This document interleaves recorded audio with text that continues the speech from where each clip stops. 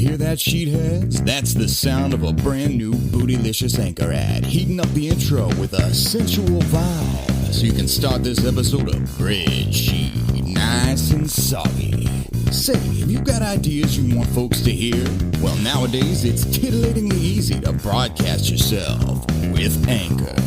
So download the free Anchor app or go to Anchor.fm to get started spraying your brain thoughts out into the ether. That's how I do it, monetization and all. And if it's good enough for Hoss Bossman, well, you know it's gonna leave you satisfied. Now why don't you slip into something a little more comfortable and prepare yourself for this week's edition of BREADSHEET.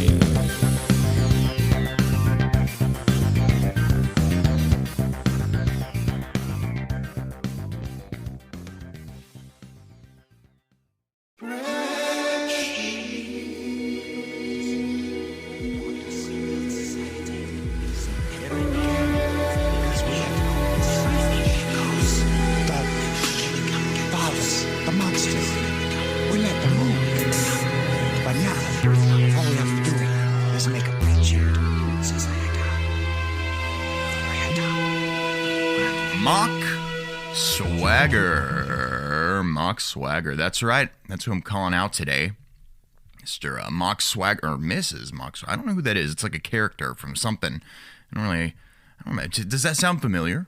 Probably not, but it might, because that was my very first call out on this stanky podcast. I actually had to go back and listen to episode 1 to... Well, actually, that's not true. I didn't have to go back and listen to that because I remember. Why did I just lie about that? I didn't have to look up shit. I remember it just like it was yesterday. Mock Swagger, I'm calling you out. Just making a joke. This is Hoss Bossman with BREADSHEET, this podcast. My fake name is Hoss Bossman. My guest's fake name is Kristi Yamaguccimane today on the inaugural episode. And I had lost my voice right when I decided to start a podcast, and that's why my voice sounds really weird in that. And I was using like a cheaper mic and stuff. You know, early days. Not really, well, I guess it was technically cheaper, but a good live mic. The Blue Encore 100. I don't even know if they make it anymore, but... great alternative to the famous SM58. Anyway, follow Mock Swagger on Twitter. They can be found at username at Marsan7375_Mark. MARSAN 7375_Mark. Follow them. And you can find me on Twitter at Hoss_Bossman. And my guest today is a tweetmaster general. He is at Waffle House. This is the return.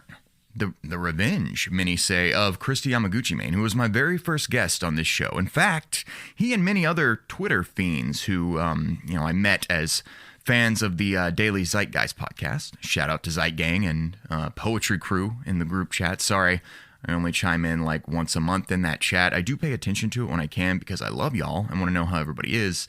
But all these folks really encouraged me to do this podcast and stick with it, all that crap. So thank you sincerely to Mr. Yamaguccimane and the rest of that crew. Y'all the best.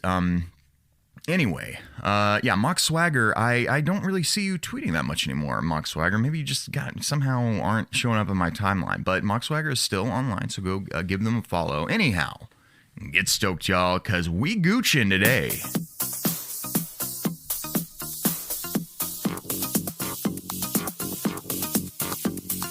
Behind the scenes, Bill Gates is literally hopping around like a gremlin. All right, yes, I'm actually going to make this a short intro to this BREADSHEET with me, Hoss Bossman.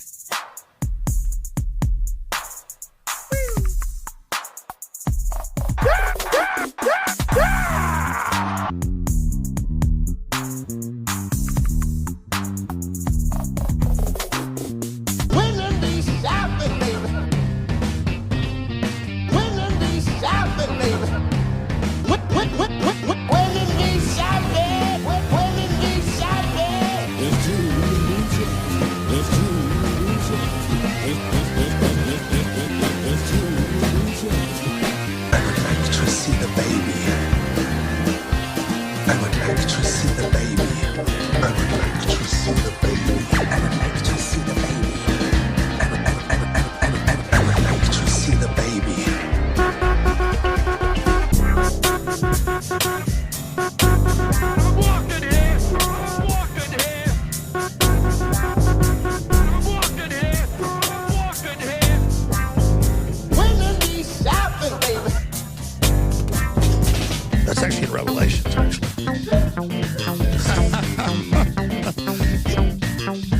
revelation type shit. I mean, just give me a break, man. I mean, just give me a break, man. And nobody puts that in books. I'm just telling you, that's what I see.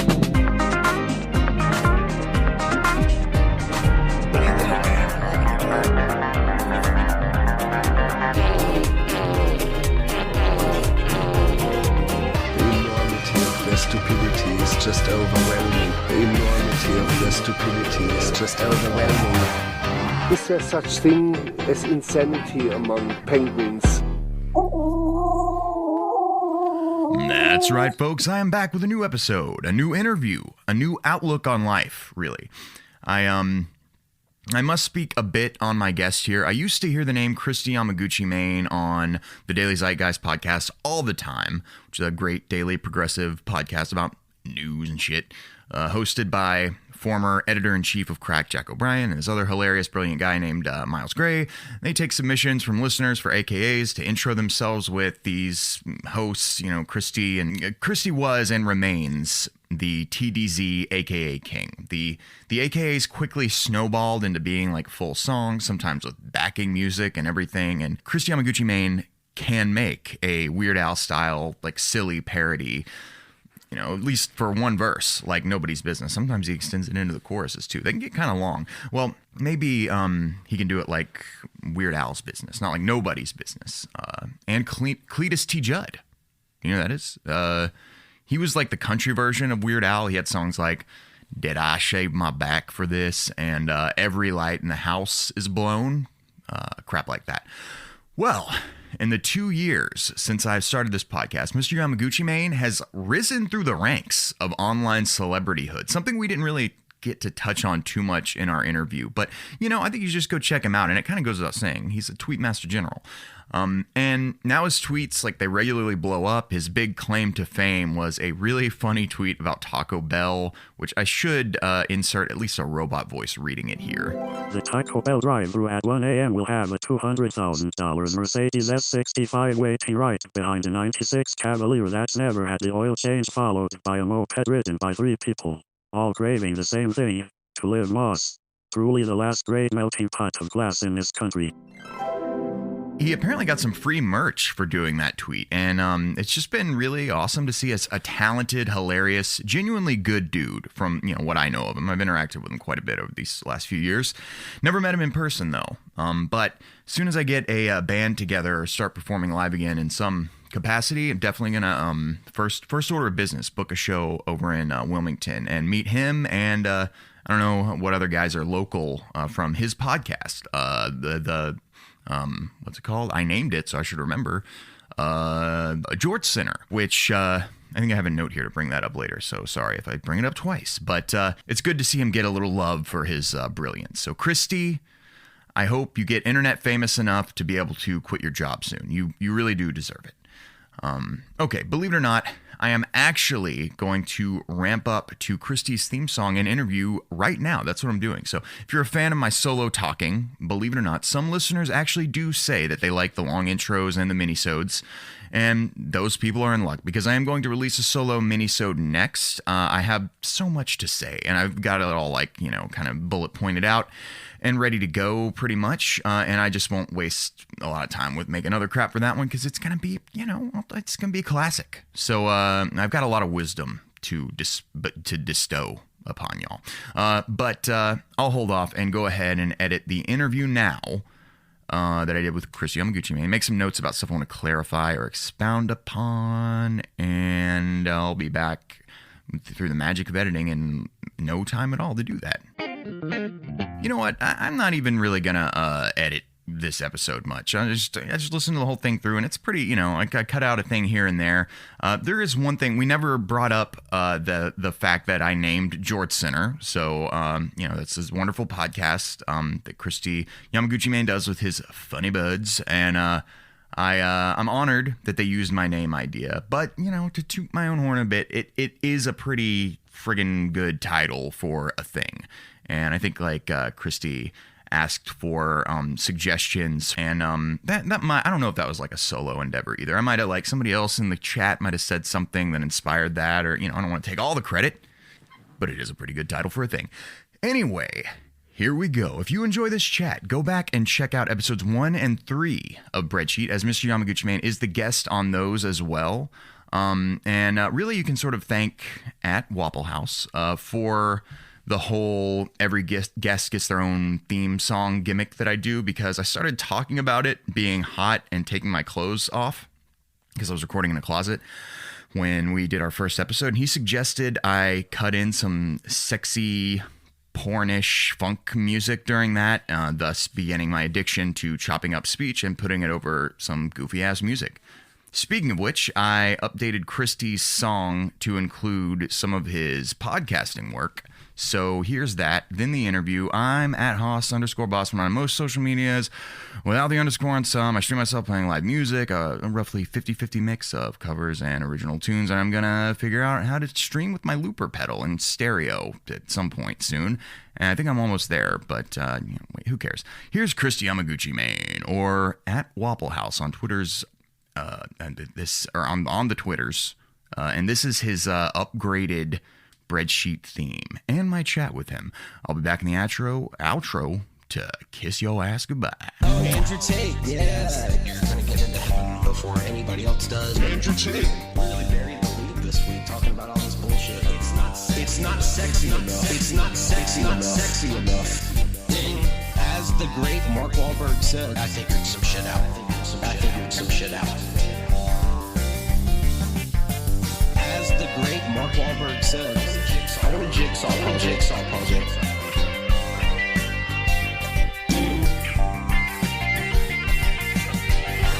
As the great Mark Wahlberg said, it's not sexy enough.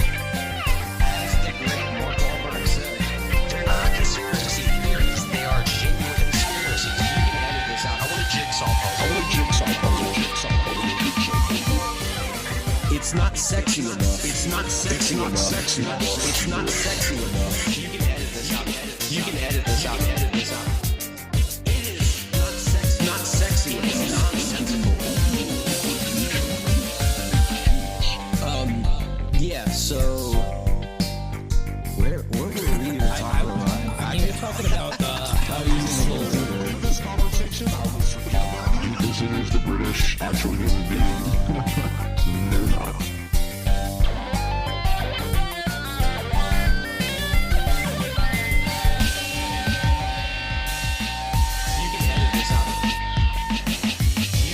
You can edit this out.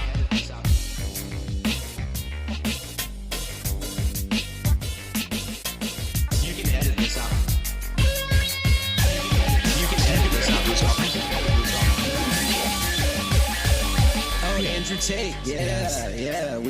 We were directly responsible for that.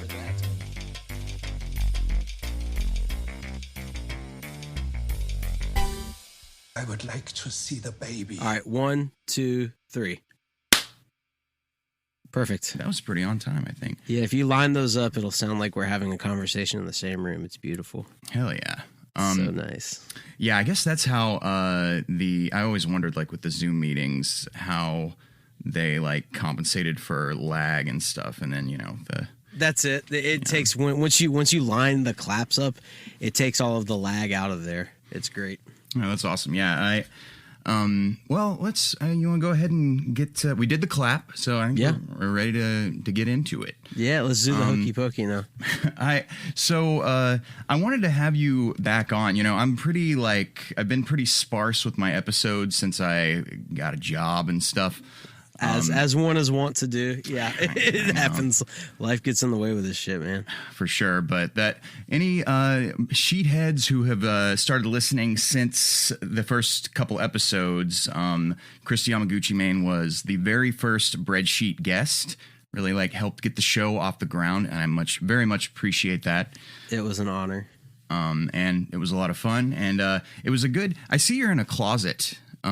That's where I was. I was in a closet when I recorded that episode. Yeah. And I was not. I was sitting out in my bedroom with my iPhone on a little tripod and a microphone sticking out the bottom of it. And so I have upgraded to an actual laptop and an actual microphone and headset and everything. I think that microphone you used in the first episode too was not connected or something, or like it was like the phone audio or something picking it up, but it actually came out sounding pretty decent. So. It didn't sound bad if it wasn't the greatest microphone. It was literally like this little portable one that you stick in the bottom of the iPhone port. So it's not, we're not talking about like a microphone mic. I mean, I guess it is. But it's like more for like if you're reporting on the street or something, trying to get sound or audio that way, you know. Mm-hmm. Was it one of those little stereo ones that like has two little thingies? Yes, I think it is. Yep. That's exactly like you take the little cover off of it, and it's got the things pointing in the opposite directions. Yep. Oh yeah, I forgot we're not doing a podcast. And I just did a complete visual. You know, the little thingy. It's like a scissor. Yep. So. I've been listening to your podcast. I've probably heard like 70% of the episodes y'all have done on George Center. Yeah. And I really like it. Like, where did you? Maybe I didn't like pay attention early on when y'all maybe talked about this. How do you know those guys? Are those guys all just like your buddies? Pretty much, yeah. So when I wanted to do, I had an idea for like kind of the format I wanted to do for that show, which there is a format, but it's also like very formatless, where we just bring one thing that we want to talk about, and most of the time it's like evergreen subject matter, so that you can go back and always listen to them and not really have to be like remember a time or place that the episode existed in originally. So yeah, those dudes are just like Josh I've known since 6th grade. Ryan I met probably in like 2003, 2004, something like that. Worked with him at Walden Books at the mall originally. And I came in wearing like a Mastodon hoodie one day, and he got real stoked because I was the only other person there that listened to metal or any kind of heavy music. So we became buddies. And then Dan and Vic, we had some mutual friends, but in community college, we all signed up for a class called Rock Ensemble, which is exactly what it sounds like, which is like a music class where you come in and the teacher finds out what instrument you're good at and then assigns you songs to perform and to learn, and then you play them as a band and you get a credit for it, and it's like the best excuse to go to class that there could possibly be. So then at the end of the semester, we performed, I think, Livin' Lovin' Maid, Red House by Jimi Hendrix, Breaking the Law by Judas Priest, and something else. I can't remember the fourth one.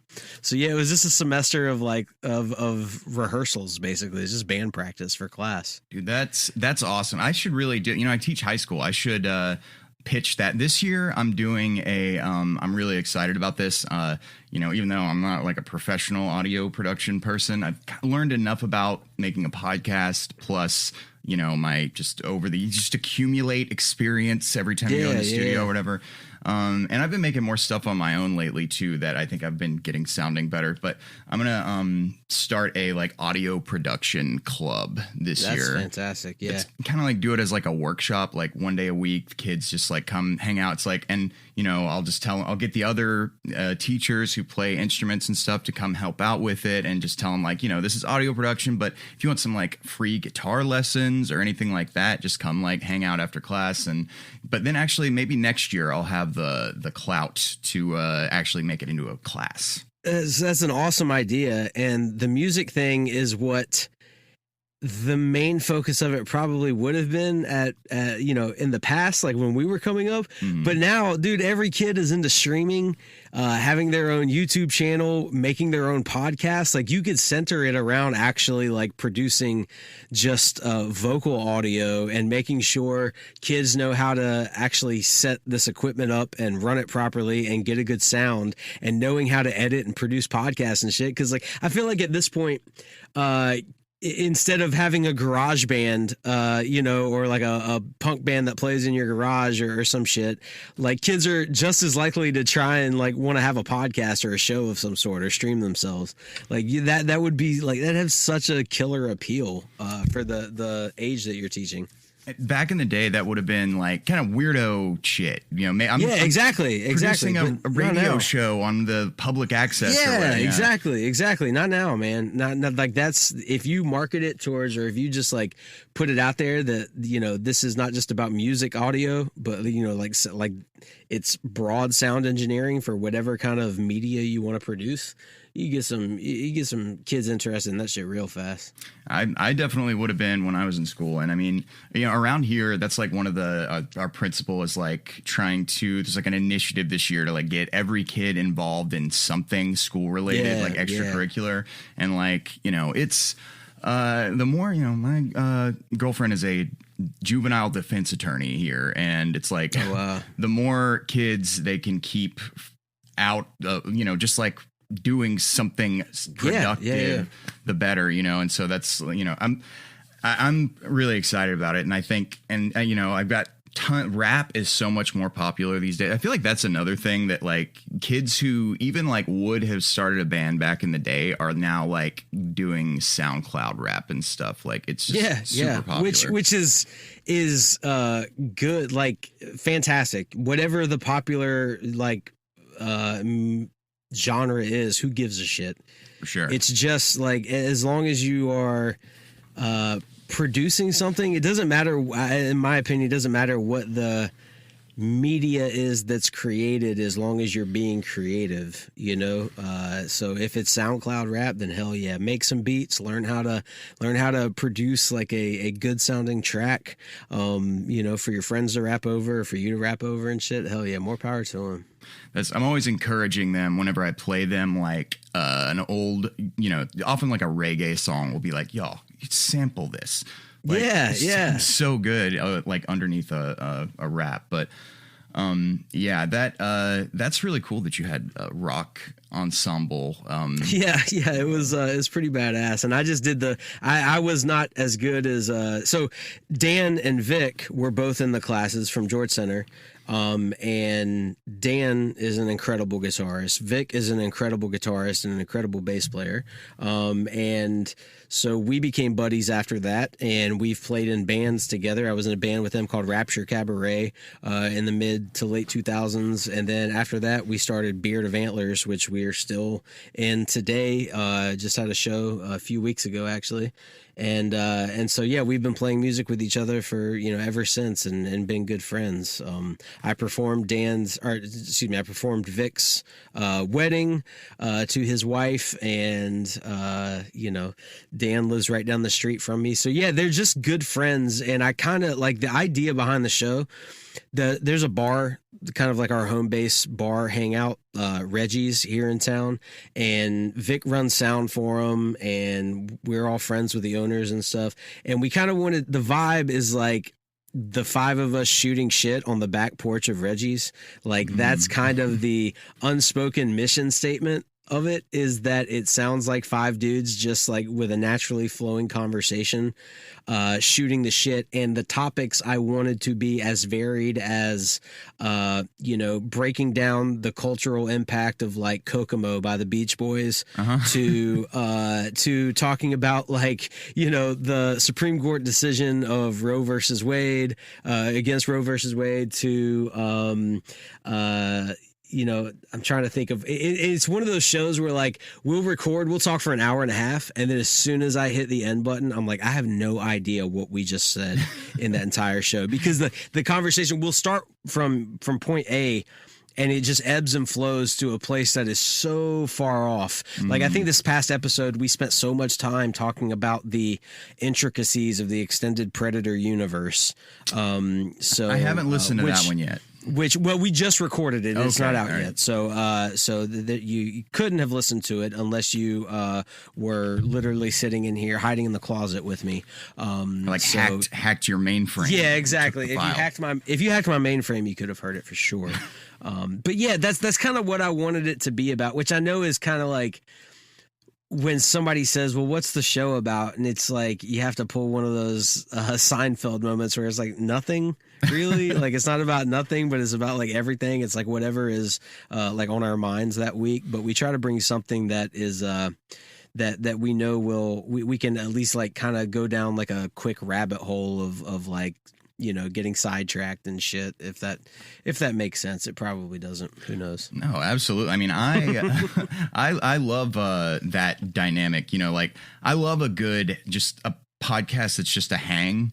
Yeah. And that's definitely the vibe of your thing. It's like, but like you said, you come in with like each person brings in a topic, so you don't have like nothing to talk about. You're not just like, wait, exactly. let's see, what is the like we don't want to sit around. We don't want the listener to sit there and like have to go on the journey of us figuring out what we want to talk about. Like we have a docs, you know, a spreadsheet or a Google Doc that we add our topics for the week, and then we'll like throw it out in the group chat. Like, hey guys, I want y'all to be thinking about this.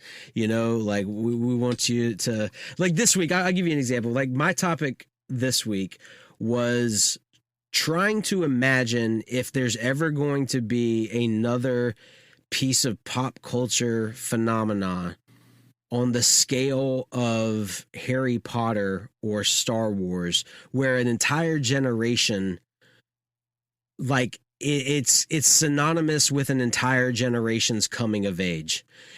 The reason being is because there's so many platforms now, and this is like nothing new, what I'm saying now. There's so many things to choose from that like this unifying moment in pop culture where like so many kids identify with it and like kind of coalesce around this like one story. Like think about Harry Potter. It like the books and the movies were coming out for damn near like, you know, close to 20 years basically. From like 96 to like 2013, I think was like when the last movie came out. Something around there. I could have the dates off. But like I can't imagine that's ever going to happen again because shit is so spliced up. Like there's so many things pulling your attention. So many kids these days like are just watching YouTube channels. You know, that's that's their form of entertainment, and they don't even pay attention to movies and television the way that we did when we were coming up. So like I was just curious about that. Like that was kind of my subject for the week. And of course we try to make it funny. It's not a serious podcast in any way, shape, or form, but that's kind of the vibe of just you know, you have a thought during the week and you kind of wonder if you have something, like you have an idea, you have a thought and you want to explore it, and the, you know, rest of the hosts on Jort Center kind of help you through it. Yeah, that's you. You know, you've been a personality, a presence on Twitter for a while, yeah. and that, I mean, that's totally the vibe of it. You know, just like, I mean, that's what Twitter is, right? Something just a shower thoughts and that, you know, that kind of stuff. Tweet every deranged thing that pops in your head and see which one. And then sometimes they do numbers and suddenly you're getting a jacket from Taco Bell, you know? Yeah. Dude, shit. Yeah, that, I mean, I definitely want to like ask you about your ascent to on social media and stuff. And also though that topic you were talking about, you know, the monoculture, I think it's called sometimes, like water cooler kind of crap that people are talking about or whatever. Last night's episode of Golden Girls or whatever it is. Like I was actually on Twitter. I was having like a kind of back and forth, not like an argument, but just sort of conversation about with LBM, who's a friend of the show. She's been on before. Left Brain Mom. Shout out. She and I were kind of talking about I made sort of a kids these days sort of statement and tried to caveat it a lot, you know, but it's like the idea, you know, I work with teenagers, so I'm like, sure.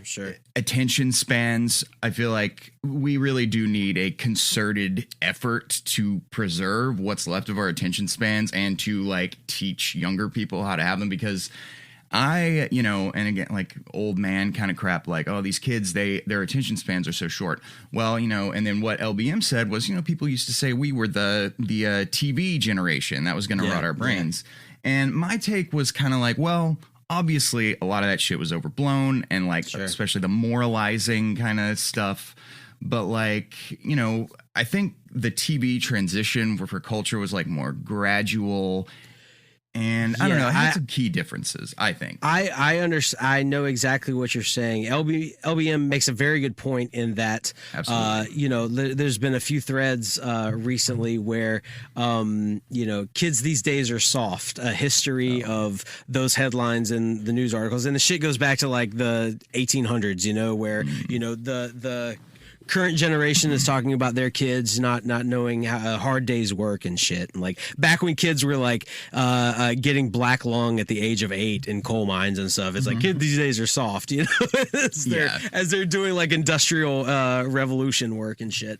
But I do think that and look, kids these days, my attention span is shot to shit. Absolutely. Mine has been just like mine has been so just destroyed by the internet over the past decade or so, where I like long form magazine articles are about as much as much brain bandwidth as I have to dedicate to shit a lot of times these days. And it sucks because I can tell, I'm self-aware enough to know my brain chemistry has been changed. Like over the past, I would say decade to 15 years. Another side of that though is just, as I work throughout the day. I got a side hustle on the weekends where I do weddings. I've had 3 boys. I don't have a lot of time to like the spare time I do have. I want to sit down and like be in the same room with my wife, and like whether it's watching a show in silence or whether it's, watching a movie together where we're both focused on it, or just talking with her, or making dinner in the evenings, or I've got to meet with the bride and groom, to talk about what they're looking for in a ceremony and shit like that. Like I do have a lot going on. You know what I'm saying? Like, so it's not all, I think part of the thing, it's not just the internet that has shortened my attention span.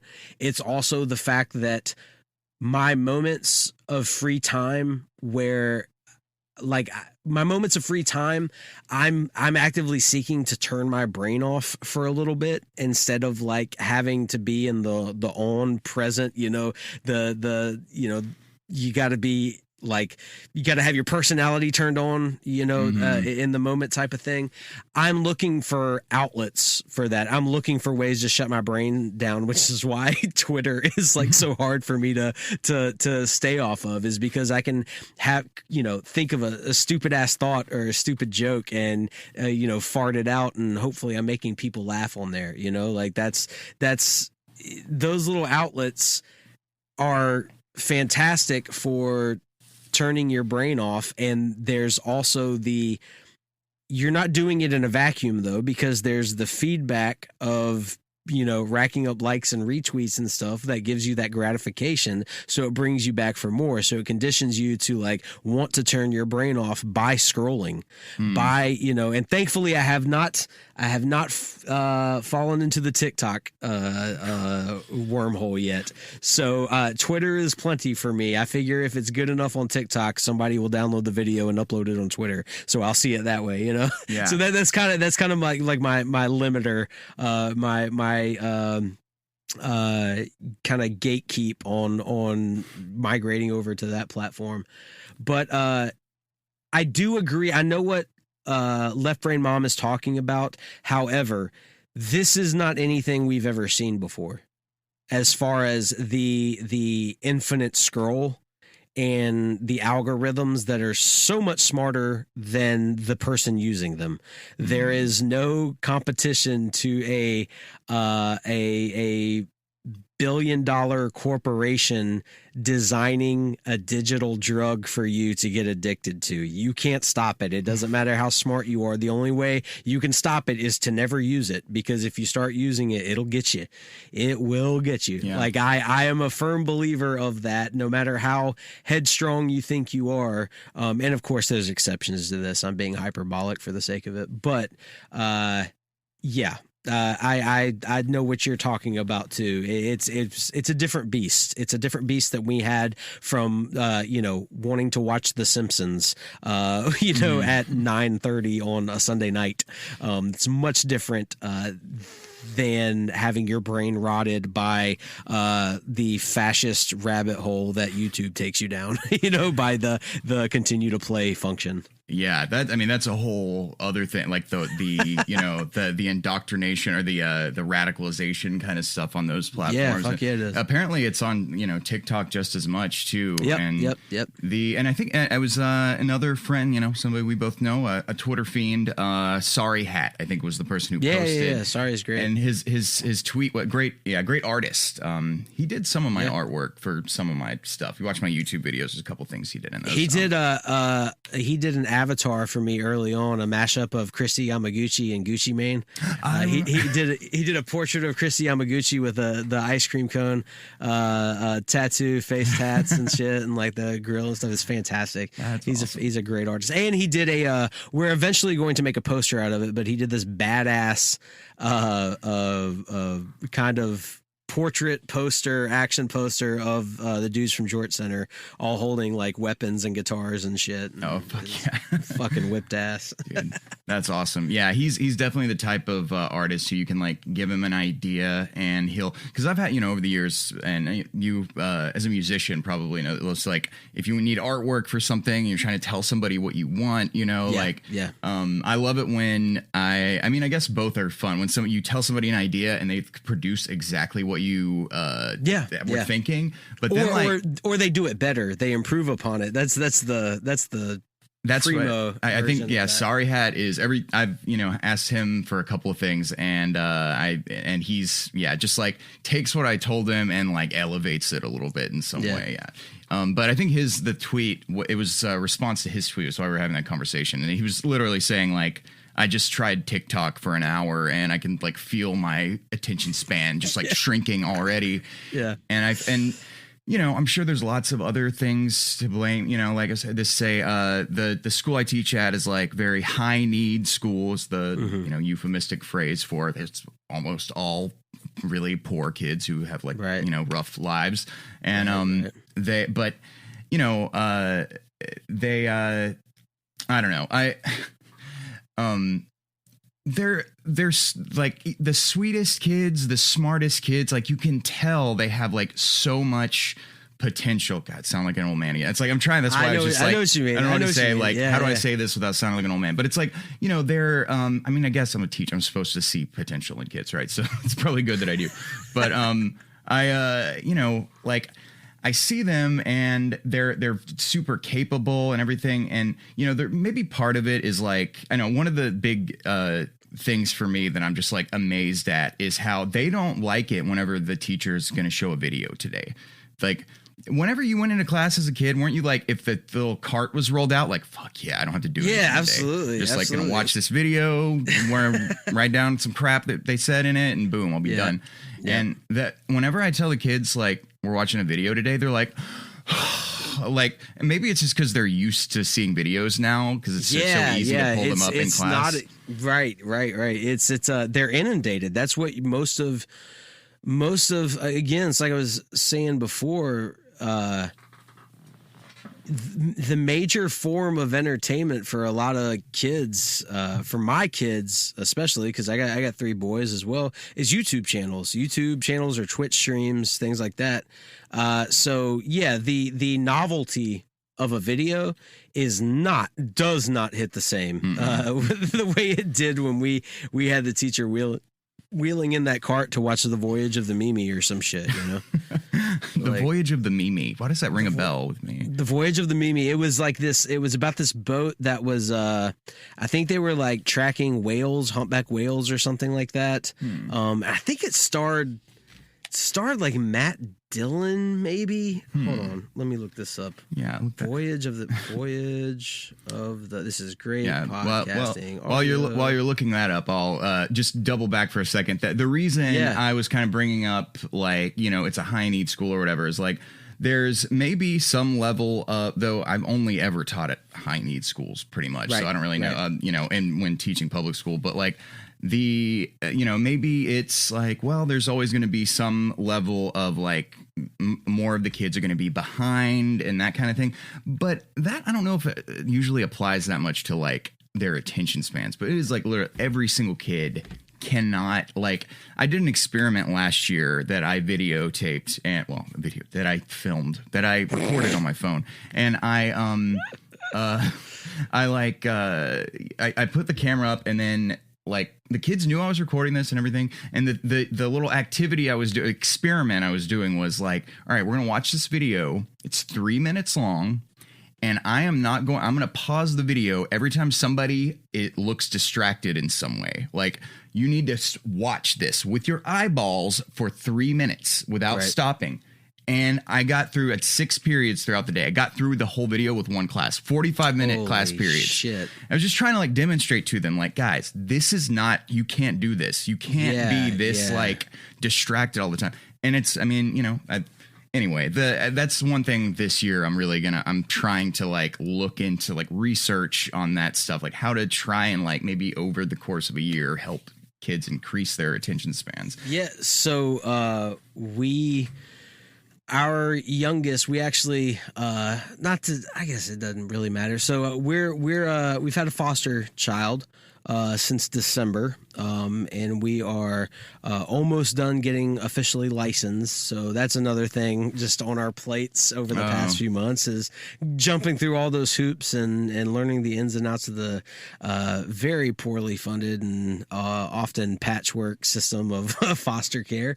But he is absolutely a delight. I love him to pieces. He's a fantastic kid, and but God bless him, he cannot focus on even like a 25-minute episode of Modern Family when we're like, eating dinner or something, and we just put on a show to watch, or an episode of The Office. It's like he loses interest so fast. It is ridiculous. And he's the youngest by a couple years in our house now. My youngest stepson, Tavin, is 16. And he'll sit there and watch a show, no problem.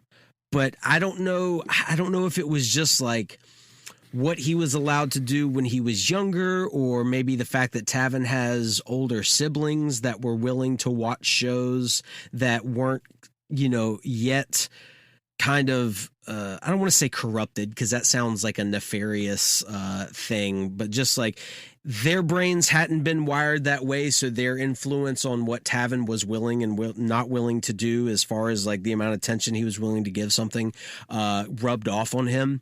But with Drew, he doesn't have any older siblings, and he has the hardest time just watching, again, like a 20-25 minute episode or something. But then every once in a while, I'll find like a movie or something that really piques his interests, most recently being the Predator franchise. Oh, hell yeah. He sat through like the original Predator, and then we watched Predator 2, which is just a silly ass movie, but super fun. I've never seen it. I've only seen the first one, and then like the Alien versus Predator movies. I think I've seen those. Okay, so the first one is like one of those classic, and I think the first one, really, to understand the impact it had.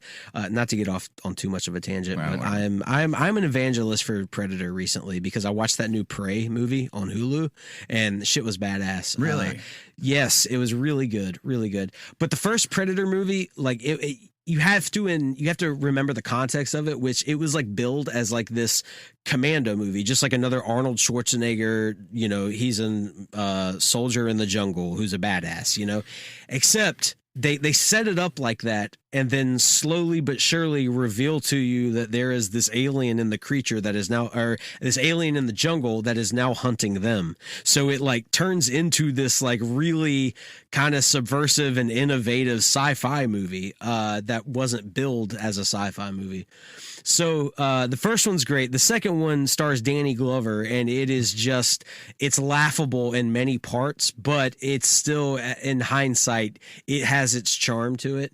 And so we watched the most recent one, and he's all on board about watching, going through and watching the entire like Predator, all the different iterations over the years of Predator movies and stuff. So every once in a while you strike gold and you find something that he's willing to commit a lot of like time and focus to, which is always good and fun. So we're slowly working our way through that, but it is like, it's the outlier. You know what I mean? Like he's ready to go back and watch his carefully curated over the years YouTube algorithm that knows, he's subscribed to over like 1,100 channels or something on YouTube from over the years of that being his primary form of entertainment, and it's interesting too, because like I think, wow, 1,100 channels, that's ridiculous. And then I think about like the boomer generation people in my life and their cable packages, and how they were more than happy to pay for 1,200 channels of everything under the sun, like it's just it's the same thing. It's just packaged differently, and it's like now their 1,100 channels are also on demand because they pay for the digital cable box and shit. So it's, again, kids these days are just different versions of the kids from the past, and like the adult generations. It's just, it takes the place of, it just takes the place of things that we had a plethora of growing up.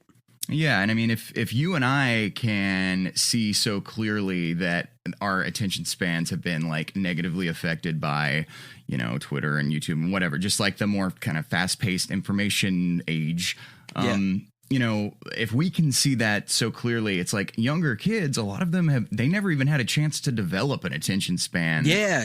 So I don't know. It kind of makes sense to me that it's something that it's not to say we need to get rid of social media or TikTok or anything like that. Just that like something to be aware of so that we can be correcting for it where we need to be. Absolutely. The monetization of YouTube videos and its what's the I was going to try and say that fluidly, but I fucked it up. What's the Industrial Revolution and its consequences have been? It's from the Unabomber Manifesto. Replace Industrial Revolution with the monetization of YouTube videos, and its consequences have been a detriment to civilization or whatever. It's anytime you tell people that you can make money off of something, it's going to be exploited to a degree that corrupts the broader the generation that is introduced to it, basically. Sure. I mean, and that, it's all just be traced back to the drive to make everything more profitable and not leave any dollar untouched or potential monetization of everything. Monetization of everything. And it doesn't mean that I am advocating that like only YouTube should be able to make money off of other people's content and shit. Nothing like that. It's just there's no solution to it, because I do think content creators should get paid for whatever they upload to these services. At the same time, that incentive drives people to create an ecosystem that is just as addictive as possible. It's just it's all part of the same thing, and it's all part of the same chain, kind of I guess ecosystem is the right word, but the same cycle, it's a step in the cycle that causes these attention spans to get corrupted and minimized. Is this what you wanted to talk about, Hoss? I'm sorry, we are like I'm so all over the place with this shit, man. Oh, well, that's I actually had, there's like a handful of questions usually like toward the end of the interviews that over time, I didn't have these in my mind when I first, in the first episode, but over time I've kind of added some stuff and like some direction stuff, which we'll get to, I don't want to like take up too much of your time here, but no, you're good, man. I just realized I have a minute and 40 seconds before this. I have to like restart this meeting, I guess. Oh, let me send a link to you because I have the paid version of Zoom. Oh, okay. Yeah. If you want to do, I'll keep my backup rolling and send you a link right now if you want.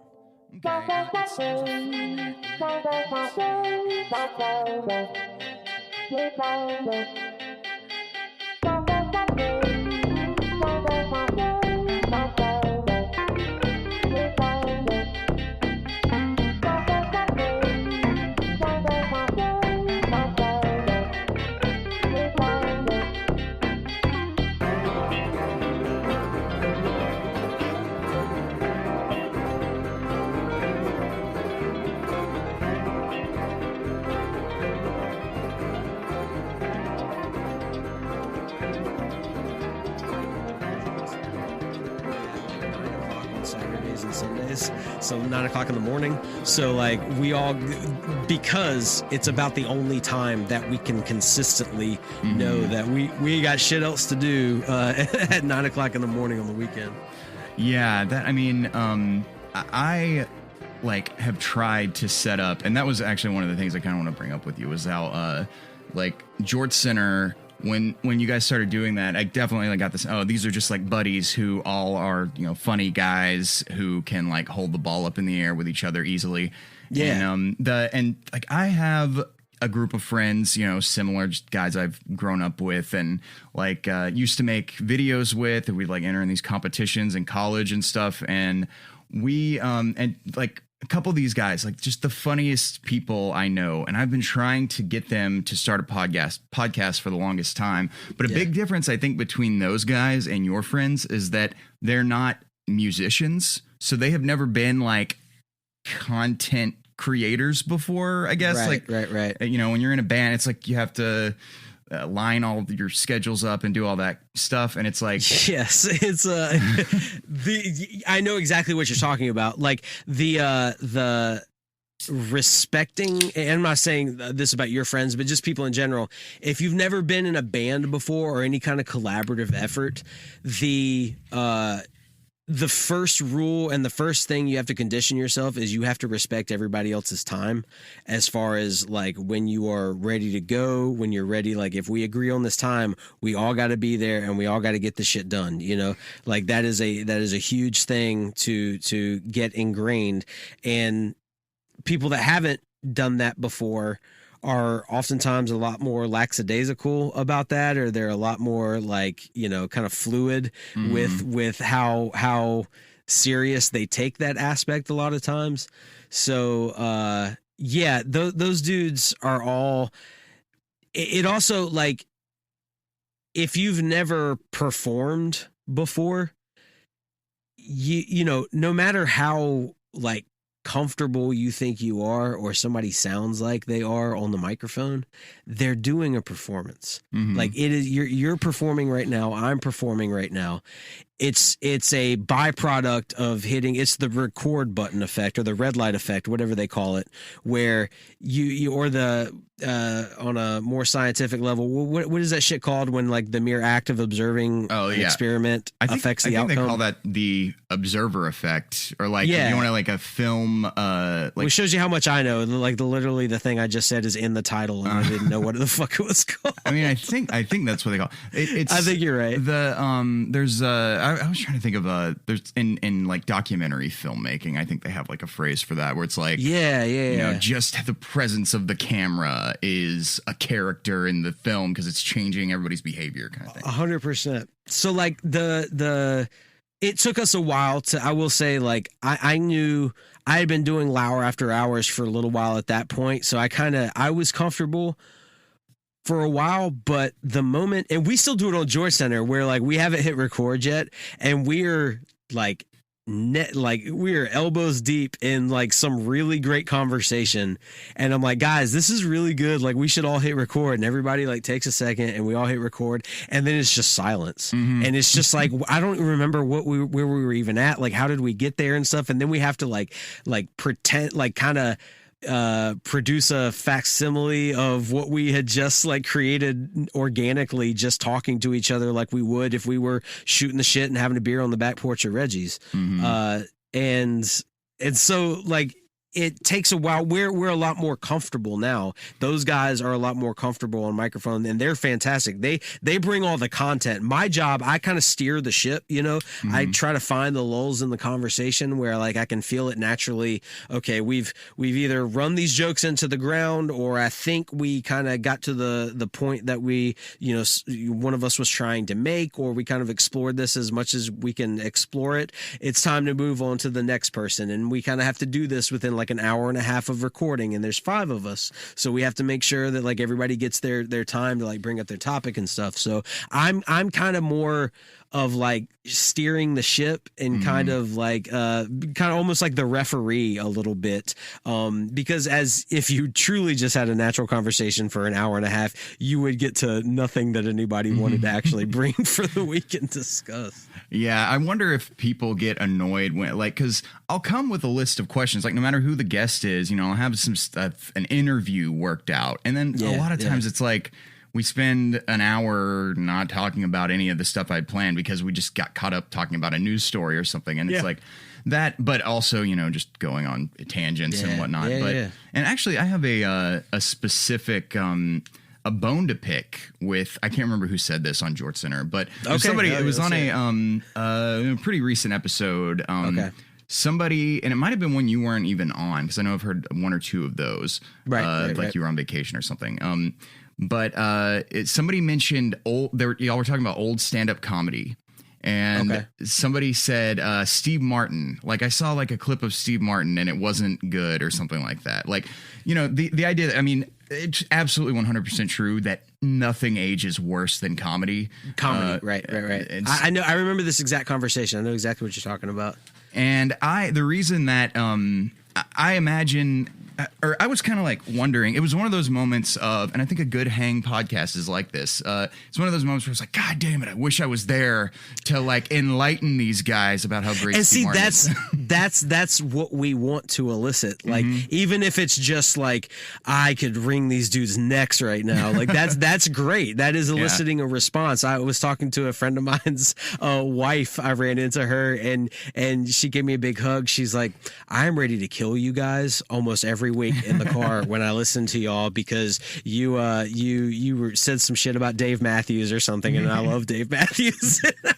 I was cracking up. I was like, that makes me feel fantastic, because we want you to feel like we are just like shooting the shit and having a conversation, and we want you to talk back to us over the audio.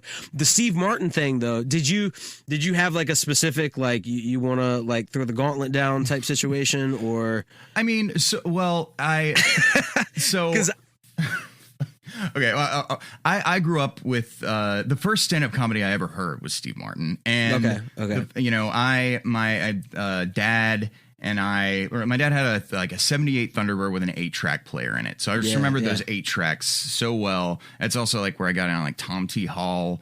And we've had, I did the whole episode with Chris Crofton just talking about Tom T. Hall right after he died. So like Steve Martin, I loved it as a kid, and I still really like it now. Like my favorite movie of all time is The Jerk, and his stand-up comedy is from the era. Like, of course, some of it's like corny because you've heard the jokes since then. Sure. But some of it is, I think maybe if you just kind of got a glance at it, or didn't really see what was, didn't like watch a whole special or something, like, or listen to a whole album. The stuff about him wearing the arrow through his head, and like the King Tut song and all that stuff, like it seems very, very tacky, and it is, but that's kind of part of if you watch it, it's very experimental what he was doing, especially for the time. Absolutely. It was very, very I mean, experimental is honestly like the best way of putting it, or avant-garde maybe, in a way. or it was the beginning of the quote unquote alternative comedy, where he was doing a character of a stand-up comic, while he was up there. That wasn't. That was part of the performance. Mm-hmm. He wasn't going up there and doing like, hi, I'm Steve Martin, and this is my natural self telling these jokes. Mm-hmm. He's going up there as a character to do these things. The King Tut thing, I remember, I can't remember who brought it up or why, but I remember defending it because the King Tut song that was being referenced was in response to this King Tut explosion in pop culture at the time. There was this King Tut traveling exhibit all over the country.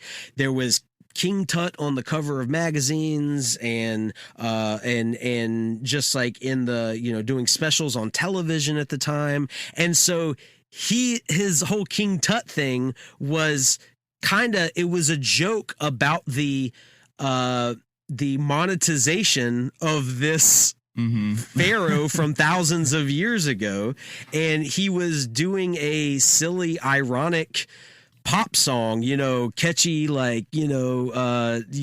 dance song about this absurd subject at the time. So you needed all that context to understand that song. So when I remember that tweet that went around and somebody was like, I don't get this shit. Y'all are telling me that this was the peak of comedy in 1977 or whatever. And it's like, yes, because you had to be there with everything.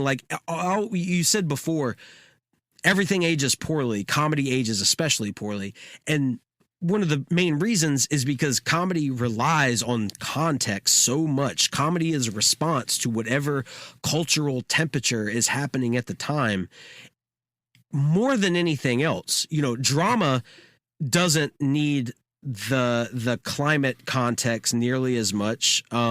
Your action movies maybe depends on who the villain is and the whether it's Russia or North Korea or China or whatever, Iran, whatever country we're pissed off at the most at the time or whatever the fuck. Yeah. Sorry, I keep cussing on here. Can I cuss on here? Totally fine. I try to limit my cursing just because I teach high school, so I apologize. My bad, but totally just I mainly just because it's I don't want a parent to find it and so I do curse, but I will up top at the beginning of the episode bleep out any curses that I have, and then I just ignore it for the rest of the episode just because it's if a parent hears this, which they're never going to, but just to be on the safe side, I just want them to think I'm bleeping it out. And No, I should have asked at the beginning. I apologize for that. But please cuss away. It's not me cussing. I'm not, yeah, exactly. You're innocent. Yeah. Hoss is innocent. So anyway, more so than anything else, comedy is the most sensitive to whatever the cultural moment is at the time. So as a result, that's why it ages so badly. That's why, particularly when stand-up was still kind of coming into its own, when Steve Martin really had his heyday on stage, you really needed the context of everything else going on and what he was kind of a response to. At the time. At least that's my armchair psychology opinion on it. I have no idea what I'm talking about, to be honest with you. I mean, I think that it's the context. That's probably the biggest reason that comedy doesn't age well. And also, comedy relies so much on surprise and you're not what is going to surprise you is going to change with time, and it's once you've heard it, you've heard it. So. Yeah, it's that thing that you're talking about, that's one of the biggest reasons where I get annoyed at these Twitter threads or these posts or these articles that say the Beatles are the most overrated band of all time, or some declarative statement like that, right? And it's okay, You don't have to like the Beatles. I like the Beatles okay. I think they're fine or whatever band we're talking about. Mm-hmm. Somebody is overrated and they suck now or whatever. If you weren't there in the context of hearing this band do things that nobody had ever done before for the very first time, of course your mind's not going to be blown. Your mind is so warped, and it's like it's all part of the same conversation we were having with like attention spans and kids scrolling YouTube or TikTok or Twitter or whatever it is. Your brain is already configured in a way that this is not impressive to you. Mm-hmm. This is not triggering things that have never been triggered before, or like stimulating parts of your brain that have never been stimulated before. Your brain is operating on a different level. Back in 1963 or whatever, 1964, when a band comes out with an album doing things that literally nobody had ever done before, or something like the Beach Boys or Zeppelin or even like Black Sabbath, one of my favorite bands of all time, still some of the heaviest music ever. Now, people have done it to a more extreme level, to where kids that grew up listening to like deathcore and black metal and extreme versions of heavy music, they're going to listen to Black Sabbath and it's going to sound like the friggin' Eagles to them. You know what I mean? Like it's going to pale in comparison. They're going to be like, this is what y'all thought was heavy. And it's like, yes, because back in 1969 or 1970, when Sabbath's first albums came out, nobody has sounded this heavy before. Like you have to, it's all about experiencing, again, having your brain stimulated in a way that it had never been stimulated before. So the overexposure to things, of course, it raises the bar required to make you stop and go, holy shit, that's on another level. I've never, this is a religious experience, you know? I mean, I think I remember, I remember I've talked about like with older people, like my girlfriend's dad, who's like big classic rock guy, you know, and as every white guy of that age is. And he was, he asked me, he's like, you like heavy music, right? And he's like, do you like Metallica? And, you know, Metallica is like unequivocally a heavy band, but my response to that was kind of like, whenever I'm looking for heavy, I feel like Metallica just doesn't really like do it for me. I like Metallica's music, all right. Sure. But it doesn't do that like the like hard pan, like down-tuned, really like heavy stuff that like you really want to. It doesn't stir that visceral thing inside of you that says, hey, Hoss, this is heavy as hell right now. What you're listening to is heavy. Like it doesn't make that, it doesn't trigger that thing anymore. Mm-hmm. Yeah. And I completely get that. I remember you, I think, I was on Twitter. This was a while back. I had never listened to Megadeth, and I didn't even know what they sounded like, but I mean, they're like, you know, one of the big three, right? Is it the big three or the big four? It's the big four, Metallica, Anthrax, Megadeth, Slayer, of course. Slayer, yeah. Slayer's the one that I've always like had the biggest soft spot for. Yeah. And that's like I actually went back when it was kind of during that, when I was like, I'm gonna get like bone up on my thrash metal here and like listen to some Megadeth and Anthrax albums, which were the main two I hadn't really listened to much. And I went back and listened to Slayer's first album, and it was really interesting. I don't know, like if you, or like when the last time you really listened to that was. It sounds so much like classic rock, like it's just right there on the cusp. Yeah, and you can hear the C, like it sounds like Slayer playing a classic rock album, you know, like right. And I had never really thought about that, like, and around that same time, I remember I stumbled upon a concert on YouTube that it was like a restored filmed Van Halen concert from like 1978. And so I think that's like before they really hit huge. Yeah, that was around, I think 77 or 78 was their first their self-titled release. That was one of their first records, yeah. And that's a band that I have always, obviously Eddie Van Halen is like a fucking amazing guitar player, but Sure. I have never, it's like I can see the appeal, but it's one that I've always been like, I just don't vibe with this at all. Yeah. But when I watched that concert, I was like, oh shit, I get it. You get it, right? Like that's one of my favorite sayings when it comes to music or art in general, is when someone takes the time to say, this is not my thing, but having witnessed it in the context in which it needed to be witnessed, I get it. I completely get it. I get why people like this.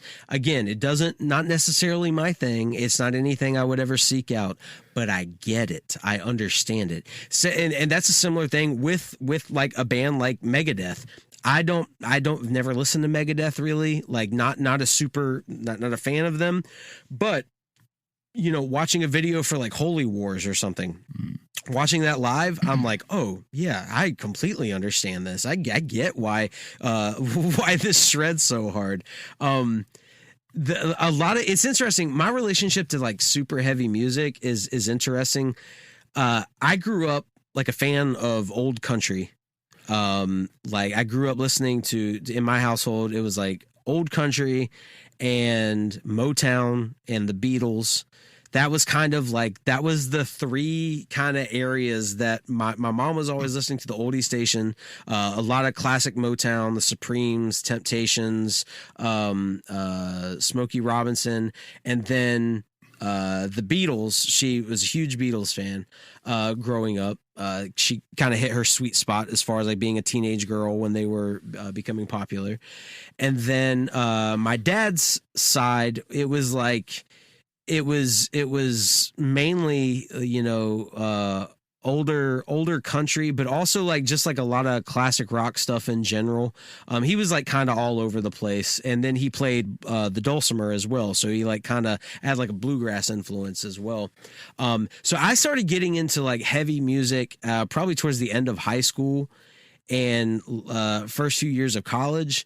And Mastodon was really like, besides Black Sabbath was the first heavy band I ever got into, but then I found Mastodon, and that put me on, like, it drew me to this place where like I looked for heavy bands that had an element of what Mastodon was doing. So it was like, I never really got super into Metallica, super into Slayer, super into even Iron Maiden and Judas Priest. I like besides Black Sabbath, I kind of zipped right past a lot of the classic traditional like metal, metalhead, journey that a lot of guys my age go through, and kind of zipped right to Mastodon because it just, again, it lit up a part of my brain that had never been lit up musically.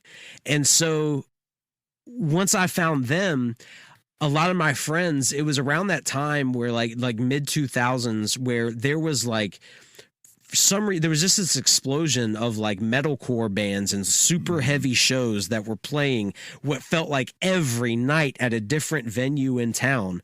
And so I was going to so many live shows every night of the week. It was back when you worked random jobs at random shift hours. So like on a Wednesday night you partied, like it was back in that day. You had no like structure whatsoever. So we were going to see shows all the time, but I wasn't sitting down and then like listening to these bands record when I got home. I would go, it was all about the live experience for me. I would get in the pit. I would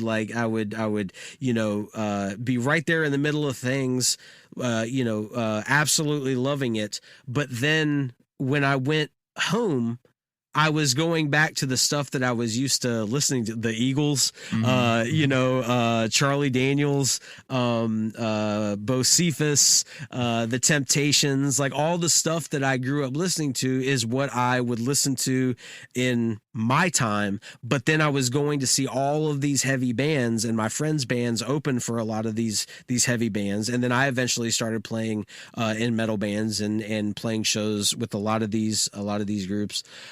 So that was kind of my heavy my heavy music kind of journey. It's kind of a different one than a lot of friends of mine who, like, when they get invested in a genre of music, they really explore it like with a fine tooth comb, and which I didn't do that. I experienced it in the moment going to see them live, because all these bands that were like the most popular metalcore bands at the time, or hardcore bands at the time, they would play your town, because they were not super popular outside of their specific niche genres. So they would play the Soapbox downtown, or they would play Lucky's, or they would play Reggie's. So you could go see these bands and they'd hang out with you and smoke a joint in the parking lot afterwards. You could actually like hang out with them, and oftentimes they needed a place to crash. So they would, sleep at your apartment at night. So it is kind of like a weird, I've been, and the reason I'm bringing this up, I've been thinking about this a lot lately, is like, I was not seeking out new music for a very long time. I was just listening to the things that I grew up with, but I was going to a lot of live music at the same time. So it's kind of, does that make sense? Yeah. It's not what people usually do. Usually, like, if you're really into music, if you play music, you're constantly on the search for, like, listening to records and listening to albums and stuff. And I just didn't do a whole lot of that. I just liked going to the shows. That makes sense to me, especially with the genres we're talking about, because, my reaction to this mic noise. There we go. My reaction to a lot of it's a little funky. A lot of metal stuff, especially when I was younger, was because I grew up listening to like punk rock. And I mean, I've said this many times, but like I went through a phase between like the ages of like 10 or 11 to about 15, 16, where like any music that was not political punk was bullshit. And I hated it. Right. And and so like, I think I did, like, it was Ben Folds really was the first thing where I was like, oh, music that's not political punk can be good. But heavy music, my complaint about it almost always is like, I really love the way this sounds and feels, and I love putting the headphones on and just hearing those. It's like almost like a heroin hit or something. Like, it like I crave that a lot of times. And but my issue's always been probably what a lot of people's issue is. It's like, I can't understand what they're saying. And whenever I do, I'm like, this shit is kind of dumb, like weird, like fantasy or like just not interesting to me. Right. And the thing that really, I think, do you know the band Propaganda? I've talked about them a lot. They, they were kind of associated with like the 90s fast punk, skate punk stuff. And their first album definitely has that sound, and like, their first three albums really, really popular, and they always just struck me as like, these guys are like real musicians playing punk rock, which is like not always the case. And they, after a certain point though, they came, like, I hadn't really listened to their new stuff for a minute, and in high school or early college, I remember I was like, oh, what's Propaganda been up to? And like listened to like the first few tracks off one of their albums. I was like, God, this is too like metal for me now. Like the music is, or like, I don't know, it just didn't appeal to me. Right. And I think it was like, I wasn't ready for it. Like the music was like too complex and sophisticated. And in order to really appreciate that, needed to just be a musician for longer. And just to like listen to more stuff and to get sick of fast punk probably to a certain degree. But now I would say they're like my favorite band of all time will probably always be Bad Religion. But Propaganda is right up there with them, because that is something they really scratch that itch of like, the lyrics are amazing. I think some of the best, both personal and political lyrics of like any artist I know of. And the music can be fucking like thrash metal levels of heavy. But I think they really have like a wider variety of wells that they draw from, like, sometimes a lot of bands in general are kind of one note, pardon the pun, but the metal bands, especially if you're not like really into that kind of music, it can all kind of sound the same to you. You were probably having like somewhere deep inside of you, you were probably having a reaction to the music sounding, particularly with them being a politically minded, politically forward thinking band. You probably, without putting too fine a point on it, probably reacting to, why do these guys spend so much time making the music sound good? They should just be more focused on the politics of the situation. You know, like, you see what I'm saying? Like a lot of that political, like, stripped down punk, it's about the message that they are like, you know, angry about on the microphone. And so the music, I don't want to say that the music is like secondary, but if you are positioning your band to be known for that, to be known for the political message that you're getting across, I can see the kind of, I don't want to say gatekeepy or the kind of narrow-minded response of, oh, well, this shit sounds too overproduced. They've sold out, you know, because the music, they spent too much time, you know, coming up with that riff, or too much time doing that, when they should be focused on the message, which is what we like them for in the first place. I could see that being again, without you even realizing you're putting that fine a point on it, that I could see that visceral reaction subconsciously happening in your head, especially if you haven't listened to them in a few years and then you come back and their sound is completely changed. Yeah, I totally, I think that is part of it, you know, and like having an expectation, and that I think is like one of the things I've had to really like chip away at with my, especially like just experiencing new art, is like, yeah, you have to try. I mean, you're always going to have expectations of some kind, but it's like to really like embrace something, you know, you have to try to set those aside to a certain degree a lot of the times. I mean, do you, you know, do you listen to punk music at all, or any like kind of political music? Honestly, no. I don't listen to a whole lot of punk. It was just a genre that I just missed. Now I've seen a lot of punk bands live, been to a lot of shows and stuff, enjoyed it. It's fun as hell. But then when I go home, it's not anything that I've ever seeked out, or kind of like really been drawn to enough to go out of my way to look for it.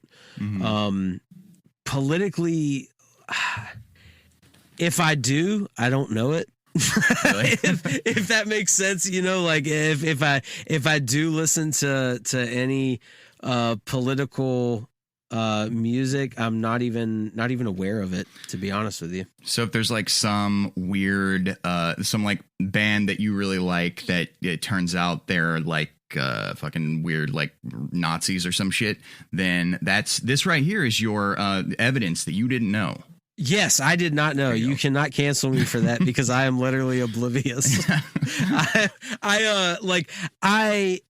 It's weird, man.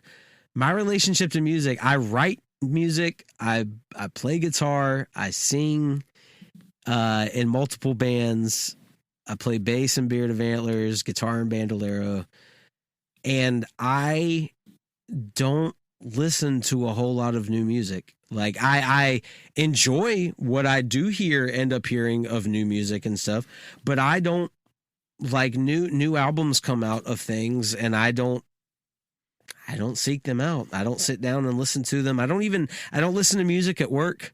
Really, like I don't listen to it in my truck. Yeah, I don't know if I wouldn't say that I'm even like stuck in my ways, because I'm not open to listening to new music. It's just, it takes a lot to get me to sit down and, like really get into a new artist or something that I've not heard before. Well, I mean, I think that might be another type, because I would describe myself similarly. And I've always kind of thought of it as like a bad thing, that like I'm not branching out enough. So I make a conscious effort to like listen to new stuff sometimes. But yeah, like, I don't know. I really, you know, I went through that phase where I like only listen to punk music, and I know like musicians who are just like all about just like the new stuff. Yeah. But then like, I don't know, I think it might be just two sides of the same coin of like, well, I have that like craving to just like listen to certain songs all the time. And I think maybe like being a musician and just someone who really, really appreciates music a lot, like maybe you're a little bit, if you listen more intently than others, maybe you're a little bit more likely to just keep going back to the same stuff because you're able to find new things in it or like appreciate it in a different way. That's actually a really good point, because over the years, artists that I've had like a passing familiarity with, where I'm familiar enough with their catalog to know that it's something that I enjoy, I'll go back and listen to from time to time, and I'll find myself appreciating things about them that I never heard a decade ago or 2 decades ago, where just something as simple as the decision to make this chord change halfway through belting out the chorus or this one specific line, I'll go, holy shit, man, that's how you write a hook. Like that's one of the secrets right there. Like that is how you, when I'm writing music for Bandolero, when I'm trying to come up with a vocal melody or come up with like a way to like how do we make this song sound more produced and more have the vibe, like a stronger vibe of what we're going for. And I'll go listen to a song that I feel like kind of captures the feel that we're going for, and I'll listen to the little production tricks that I wouldn't have never picked out had I not been trying to make my own version of this song, so to speak. And I'll realize, okay, that's what we need to do. We need, like, when I finish the last word in this chorus, the drum should hit this like kind of cool like disco shuffle for about 4 measures and like just leave this hanging open chord there. And that like, and then we'll try that as a band and I'll go, that is what I'm actually hearing. Like that is when I imagine a song in my head, because I do this thing when I'm writing music where I'll get an idea for a song and I can hear all the parts, but I don't necessarily know what all the instruments are doing when I hear all the parts. And then slowly but surely I'll unlock, okay, the bass should actually do like a pickup notes right here. The guitar should hit this like open chord and just let it like soar for a second. And the drum should go into this like kind of shuffle, kind of like, beat for about four measures. And then we go back into the song, and all those little like elements you put together, and it starts to actually sound like the thing that I have in my head that I'm trying desperately to sculpt out of the wooden block that is my brain sometimes. Well, I mean, that, I always love hearing like people's songwriting process, because it's like, I mean, I would, whenever, if anybody would like ask me what's your, how do you write a song? What do you come up with the lyrics first? Or that's a really common question to songwriters. And yeah. Like for me, it's like pretty much kind of different every time. Like something happens first that like inspires me in some way or another, but it's like whatever that was. 'Cause I wonder, I was like refreshing to hear you talk about like listening, getting inspiration, and like little things piecing together from other artists. Because I think like as creative types, we have this tendency to think that we have to like come up with everything in our own head, when it's like literally no one ever comes up with anything in their own head. No, it's not like at all. You can't just invent you could invent a new language and a new scale to play or whatever. So it's like everything is coming from somewhere, and you're and I think that actually like makes artists better when they're more open to being inspired. And then I think it also makes them pay attention to things like not ripping off melodies and stuff like that a little bit more, because you're actually aware of the fact that you are drawing inspiration from places and you can't do it too much, right? Yeah. It's the way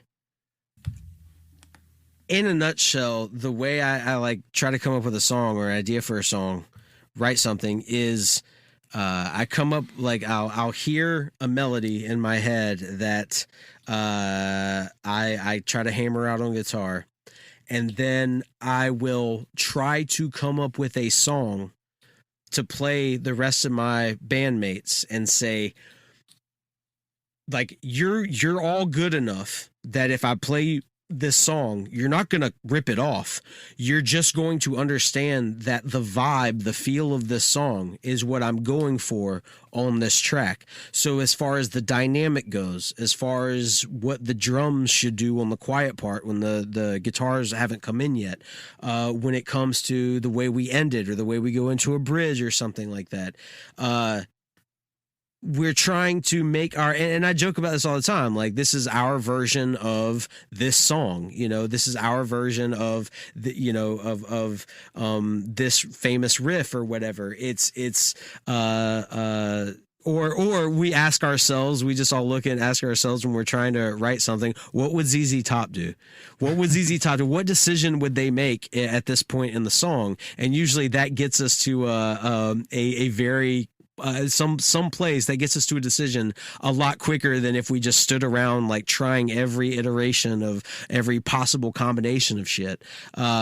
So I think if more musicians actually did that and actually tried to used specific songs or examples of things that they love and appreciate and are inspired by, it would save them a lot of headache than trying to really go out of your way and say, well, no, we can't do it this way because I was thinking of this song when I came up with this. It's like, no, that's what you should be doing. That is exactly what you should be doing, because that's literally how all art is made. Nothing is made in a vacuum. And the moment you consume anything, you're therefore influenced by it. It's what we were talking about before. It's the observer phenomena or whatever, where the mere act of ingesting something means you are going to influence its outcome, whether you decide to change it to steer away from something or to steer it closer to something. Those are all subconscious decisions and conscious decisions that you're making during the process. Yeah, and I think that being aware of it is like, I think that's just like another level of it opens up more creativity instead of like making you more derivative necessarily, you know. Do you write all the lyrics for Bandolero and not for Beard of Antlers, or how does that work? So I write, I would say I write the majority of the lyrics in Bandolero. Clayton's written some, the guitar player, and I write the majority of that just because I'm the main singer in that band. And then in Beard of Antlers, Vic writes a lot of lyrics. I've written a handful of lyrics for that band.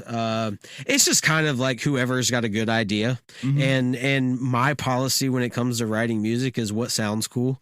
Does this sound cool? Yes or no? If it sounds cool, hell yeah, that's what I'm going to sing. And also like the vocal, whatever works best for the vocal melody. I very much have an approach to lyrics the same way I have an approach to guitar playing, which is, this is what I need to do with my voice here. What can I sing that goes along with the theme of whatever the song is about or loosely about, that is going to sound cool and is going to sound good, and I can sing with confidence. That's basically don't look. We were talking about lyrics earlier and aggressive lyrics and shit, and like being able to once you understand what they're saying, it's kind of corny or whatever. Do not look to our lyrics for any kind of like deep meaning of or understanding of anything. It's just mainly it's just whatever we need to write to have fun with it. Okay, I was gonna ask you, like, do you ever reference anything like political? Because it's just, you know, I asked that of you specifically just because you are so you're very active on Twitter and always referencing politics and often. And where I know you from is the AKA King on Daily Zeitgeist. And that's, of course, very political show. So, I mean, I before knowing you knew what your politics were. And so do you ever incorporate that stuff to any degree in your own lyrics? I would say no. And it's not because I have any policy, it's not like I'm doing it on purpose. It's just when it comes to creating music or creating, I will say this. I have a very hard time being super earnest when it comes to creating art. And that's a shortcoming on my part. I realize that the great artists of our time, which is why I will never be one, and I'm completely fine with that. I enjoy making music, and that's all I give a shit about, is having a good time while I'm doing it. But people that quote unquote have something to say, to the world, I can say that one-on-one. If you ask me, I'll tell you exactly what I feel about something. Putting it in a piece of art is something that I struggle to do because it just all feels corny to me. And I'm not saying that it's a corny thing when other people that are really good at it do it. It's not corny at all.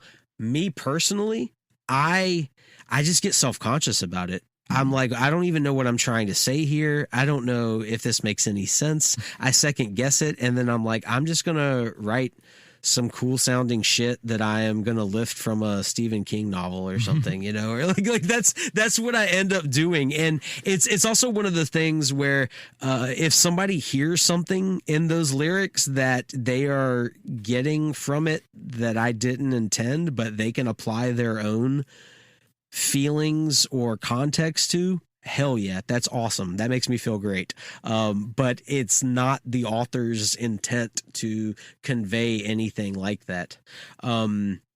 Again, I'm just not good at it. I know that, and that I think that is that makes people stronger musicians and stronger creators as well, knowing what they are good at and not good at. And I think everybody should always be striving to get better. Don't get me wrong. You should challenge yourself and you should push yourself. But when it comes to that, I just I don't know. It's just not something that if I had hit the wave of listening to the type of music that you're referencing with the political punk stuff, I might have a better understanding and feeling of what I wanted to say and how I could say it. But a lot of our music is we've been described as Queens of the Stone Age meet ZZ Top type of sound for Bandolero, which it sounds cool as shit to me. Awesome, fantastic. That's a great description. I think I even I can't remember. I'd have to go back and listen to it. When I was explaining y'all's music to my audience, that first episode, I definitely referenced Queens of the Stone Age. I don't know who it wasn't ZZ Top, wasn't the other one, but it was something like that. Yeah. It's one of those things where we're not playing super aggressive stuff. We're our sound isn't super earnest or super aggressive or super punk sounding or anything like that. So a lot of the music, I don't feel innately, internally, or viscerally that it lends itself to writing statements, kind of thing, if that makes sense. And again, that could just be my own insecurities about attempting it in the first place. But yeah, that's kind of where I'm at with it. I mean, I think that you knowing your genre or having a good sense, there's definitely something to be said for that. During that, when I was in high school, I was in a punk band and I wrote all the songs, and they were all 90% of them were political. And then and the ones that weren't were stupid juvenile bullshit about like we had a song about suppositories, which I should bring that one back. Actually, there's this one I've joked with my friend Max that one is I think probably the second or third song we ever actually wrote together, like with music in it, was it was called "I Want to Poo My Way Through High School." And I definitely want to bring that one back because I'm pretty sure that is the purest work of art I have ever touched in my life. So that's amazing. But you know, that's so good. I totally see that when you're trying to write about politics, it's best to just like be really with anything. It's best to like let the inspiration take you where it's going to go. Like when after like the K-Max, which was like my main band for like 10 years, we probably like 25% of our songs were political, if that. And I had this I haven't really written much in the past like 5 or 6 years. And I think when I look back on it, like the stuff I would write about, where I'd write about politics, but not quite as much recently. I think the Obama era made things seem a little less dire, maybe, which was definitely a false sense of security. And, you know, I wasn't really paying as much attention to politics, too, I don't think, for a little bit there. But yeah, like I look back on the stuff I used to write about, and it was all about like being heartbroken and wanting, you know, that was like the personal stuff, and being sad about like life changing, and you know, the stuff like that. And it's like I've now been with the same lady for like 8 years now, and I feel like that's like part. I don't feel like I need to like express my like inner turmoil in a way like I used to, because it's just not there as much. And then whenever I try to write political lyrics, I've written so many like half songs where I have that same feeling that you do, where it's like, this is just like, this sounds silly. It sounds like I don't really feel like I'm saying anything interesting with this. And I think that's what people who are like blanket statement, I don't like political music, usually it's like they're thinking about either this is way too preachy, or this is like Green Day American Idiot, where this is like bottom shelf, like simple, easy bullshit. You're saying the most obvious things possible. And I have a policy on George Center as well, where if I don't have something to say about it that hasn't already been said to death, I try to avoid it. Now, if the topic gets brought up naturally, I'll make my statement on it. I'll say my piece. But is this going to be a good song in the first place?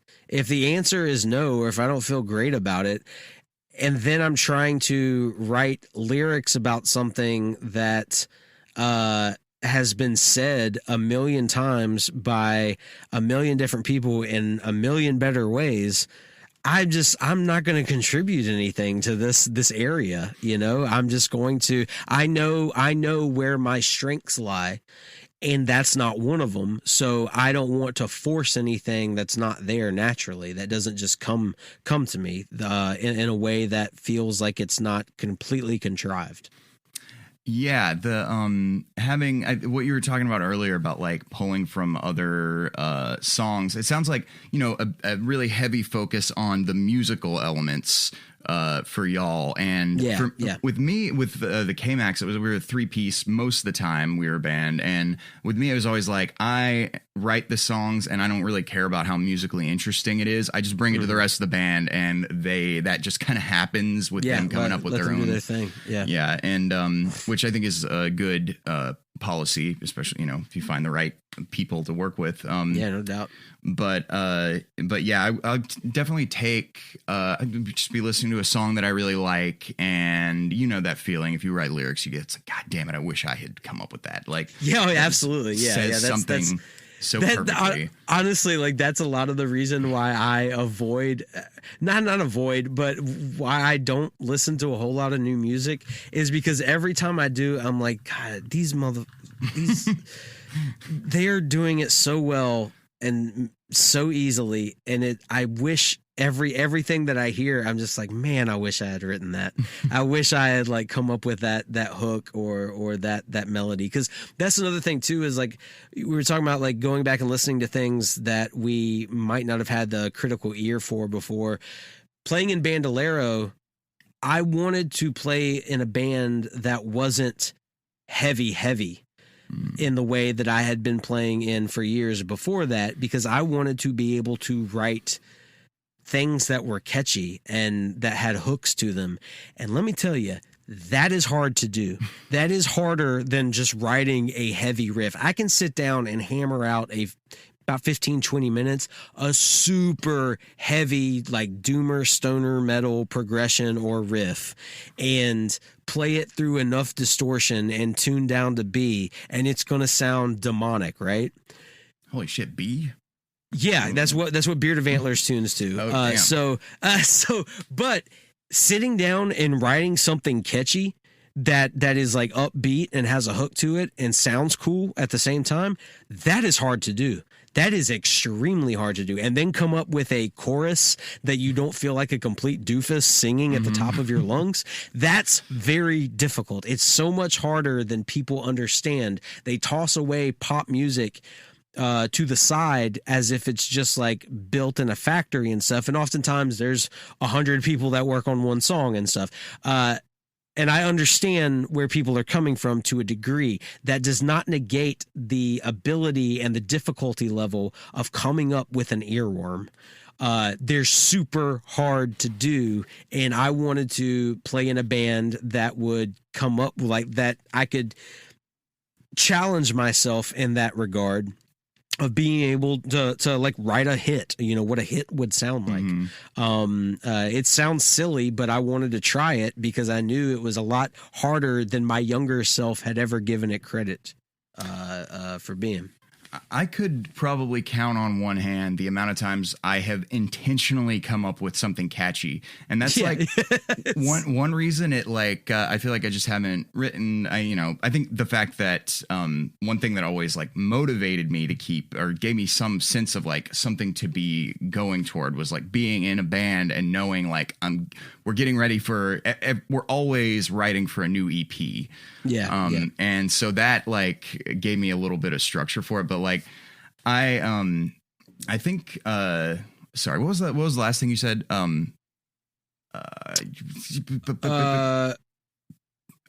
Shoot. I had something I was going to say about songwriting. Intentionally writing melodies. Earworms or catches, hooks. That I think that's like one of the biggest things that like has made there like gaps between my songwriting is that whenever I try to come up with something catchy, it's just I can't do it, and then like I have to have at least one catchy element of the song in place before I feel like it's worth doing anything with. Yeah, it's worth investing the amount of time it takes to structure an entire song. Yeah. And so, I mean, I totally that. And it's something that I don't know if there's any kind of like method to it or something. I've never really heard like anybody talk about like this is how you write something catchy. It's almost like it's just this mysterious magical thing that just happens as a byproduct of you trying to make something good. Definitely. Well, we've been going for almost 2 hours now, which I hope people listening there was something I was going to say a minute ago to people listening. For tuning to B, y'all, that's heavy.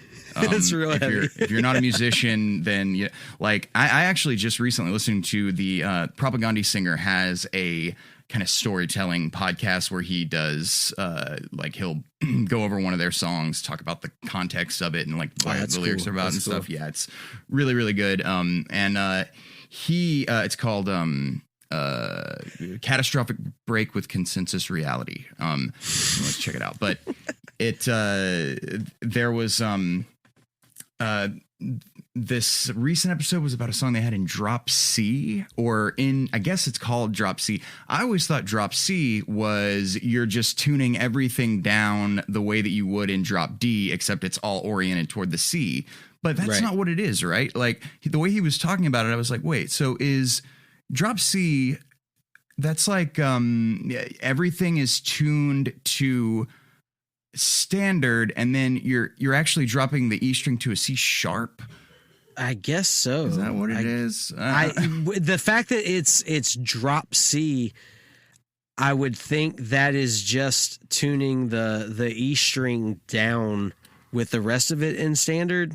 I think, is that what you're saying? Yeah, I think that's what it's. But it's not. Drop C is not unless you tune a half step down, like I've always done. It's Bandolero does too. Yeah. I mean, if you have trouble with getting certain notes out and stuff, that's a great way to do it. And yeah, I don't know. I just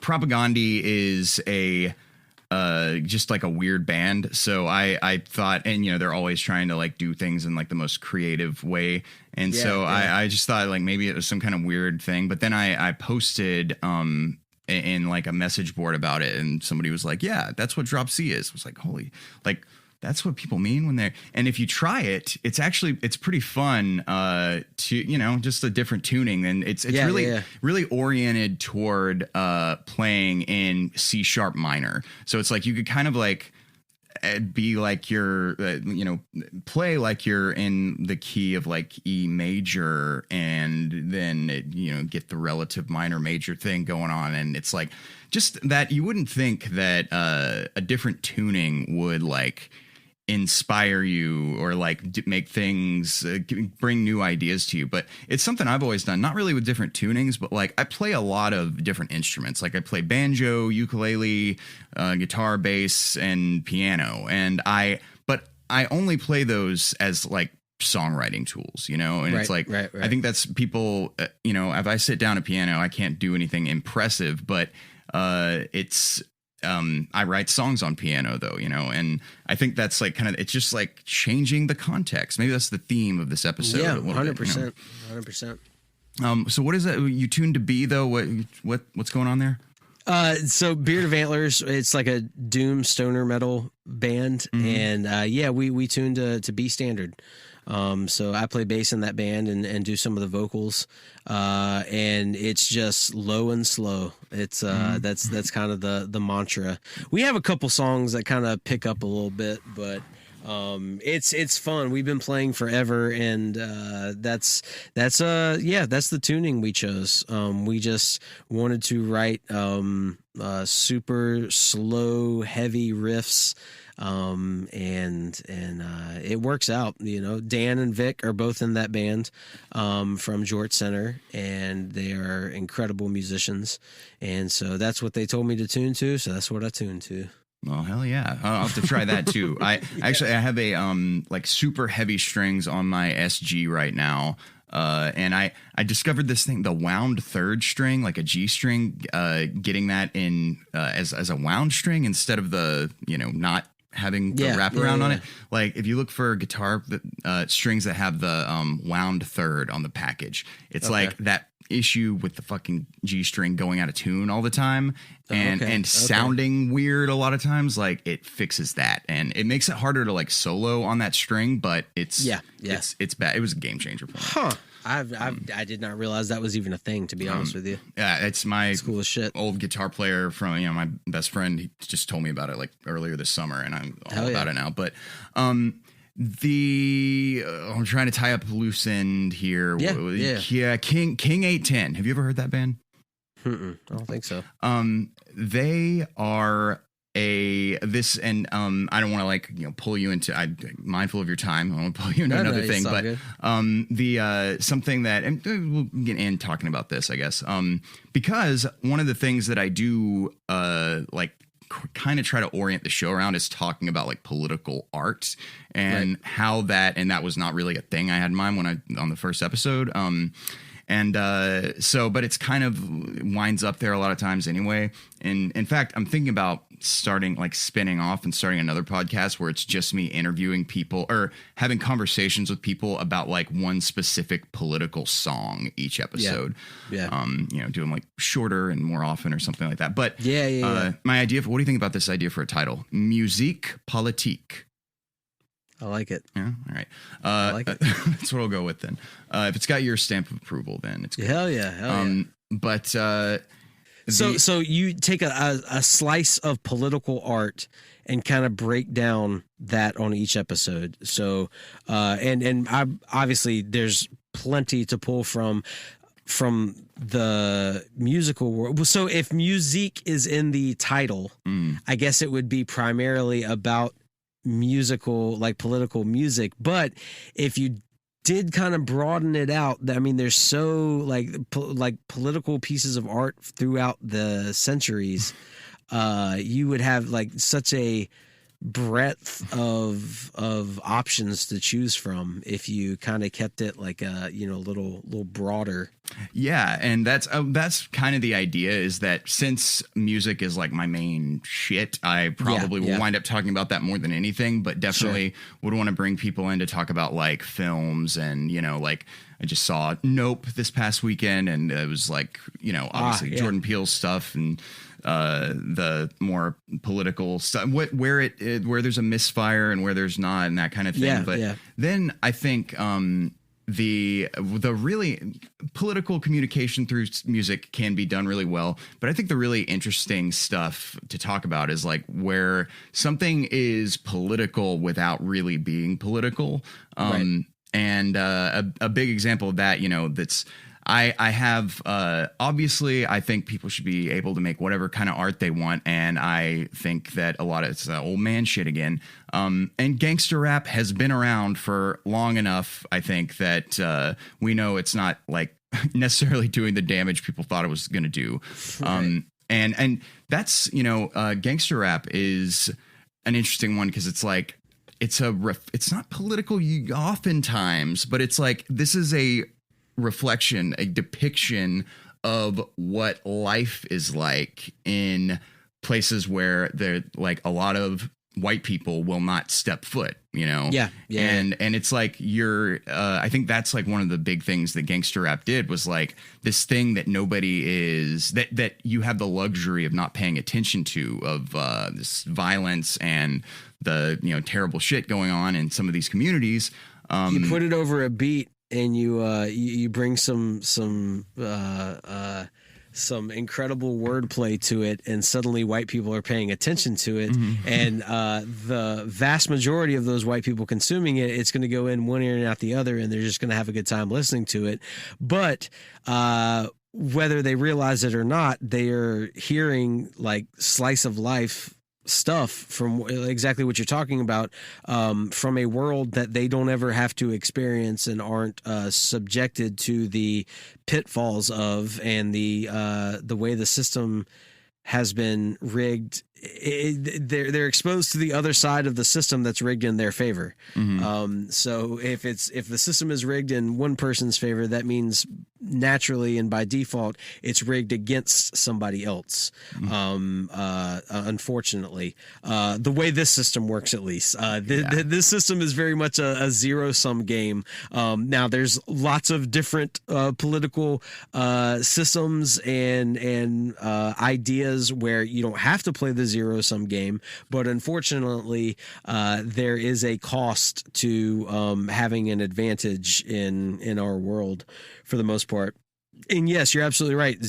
Gangster rap and trap and just rap and hip hop in general, showing you life and using that art to get people to understand the realities of over policing and police brutality and the drug game, and what it means to actually like try to provide for your family when it's dangerous as hell to walk out your front door. It's scary shit. And yeah, it did more for probably people understanding that aspect of American culture than anything else has. Yeah, I mean, I think that there's a question in there about like how is this doing any kind of like damage to the glorification and stuff of the violence and the lifestyle. I would say, I guess, like my reaction to that is like, you know, of course, fucking Tipper Gore type shit. Like the thing that you get mad at is the end result of like this like artistic expression about like the end result of all the shit that you don't want to do anything to fix. Right. And so you're just going to try to police the final kind of like byproduct of all that shit, which happens to be in many cases really, really good art. And I guess like the reason, because I work with kids and like I live in, I'm kind of dox myself here a little bit. I try not to really say exactly where I live. I'm in South Georgia, in the city with by far the highest murder rate in Georgia and like the 10th highest in the country. So my girlfriend is working with kids who with like gun charges and stuff, often like 12, 13-year-old kids and shit. And a lot of the, you know, they'll say to her, like, I don't mind going to prison, or I stole this car or whatever because I want to be a rapper and I need street cred. Like they'll literally just say that to her. And it's like, well, I don't know like where to put that with, you know, because I'm definitely not going to adopt gangster rap is evil kind of attitude. Right. But I feel like somewhere there has to be a way to, especially because I'm interacting with these kids, like to communicate that. I think whether gangster rap existed or not, those kids aren't making those decisions. It's a convenient scapegoat in the moment that these kids are having these conversations with your girlfriend. I do not think it is the cause of this stuff. I think for the most part, I think this genre of music is basically reporting. Mm-hmm. It's actually like it's like a enter it into the historical record as far as documenting the things in which these groups of people have to experience on the regular. I do think, as with everything, you know, I think nobody consumes any of this stuff in a vacuum. So have kids done stupid shit because they were influenced by art? Yes, absolutely. I don't think there's any way to avoid that, but it is all a result of a system that creates the problems in the first place, in which they want to get that street cred. You know what I'm saying? Mm-hmm. Like it's policing the end result rather than the thing causing the end result. It's addressing that and saying, well, if we just stop this end result over here, then it will somehow work its way back up. That's not how anything works. You have to address like poverty and living conditions and stuff way before you get to punishing a 14-year-old for a stupid decision that he made, because we were all 14 at one time making varying degrees of stupid ass decisions. Mm. And, you know, for whatever reason, we needed to justify it in our heads. Yeah. Lots of kids from all sorts of backgrounds do wildly stupid shit. And whether it's, I need this street cred to become a rapper, or I did it because my friends told me it was a good idea, like it's still the same decision making of a 14-year-old, you know? It's like, and in one situation we go, well, that's just peer pressure at that age. And of course he has piss poor decision making. He's 14 damn years old. At the other one, we look at it and we go, oh, it's this music causing this. We need to take a stance against it. It's very easy to condemn one over the other, because there's an art form that talks about it that these kids might listen to. Well, these dudes over here that do the stupid shit and get in trouble, these other 14-year-olds, they may have been watching Jackass, or they may have been watching, you know, like I don't know, some movie or some shit that influenced them just as much and made them think that this was a good idea. Mm-hmm. Again, it's there's so many other factors involved where I don't think you can easily lay it at the feet of any of this artwork.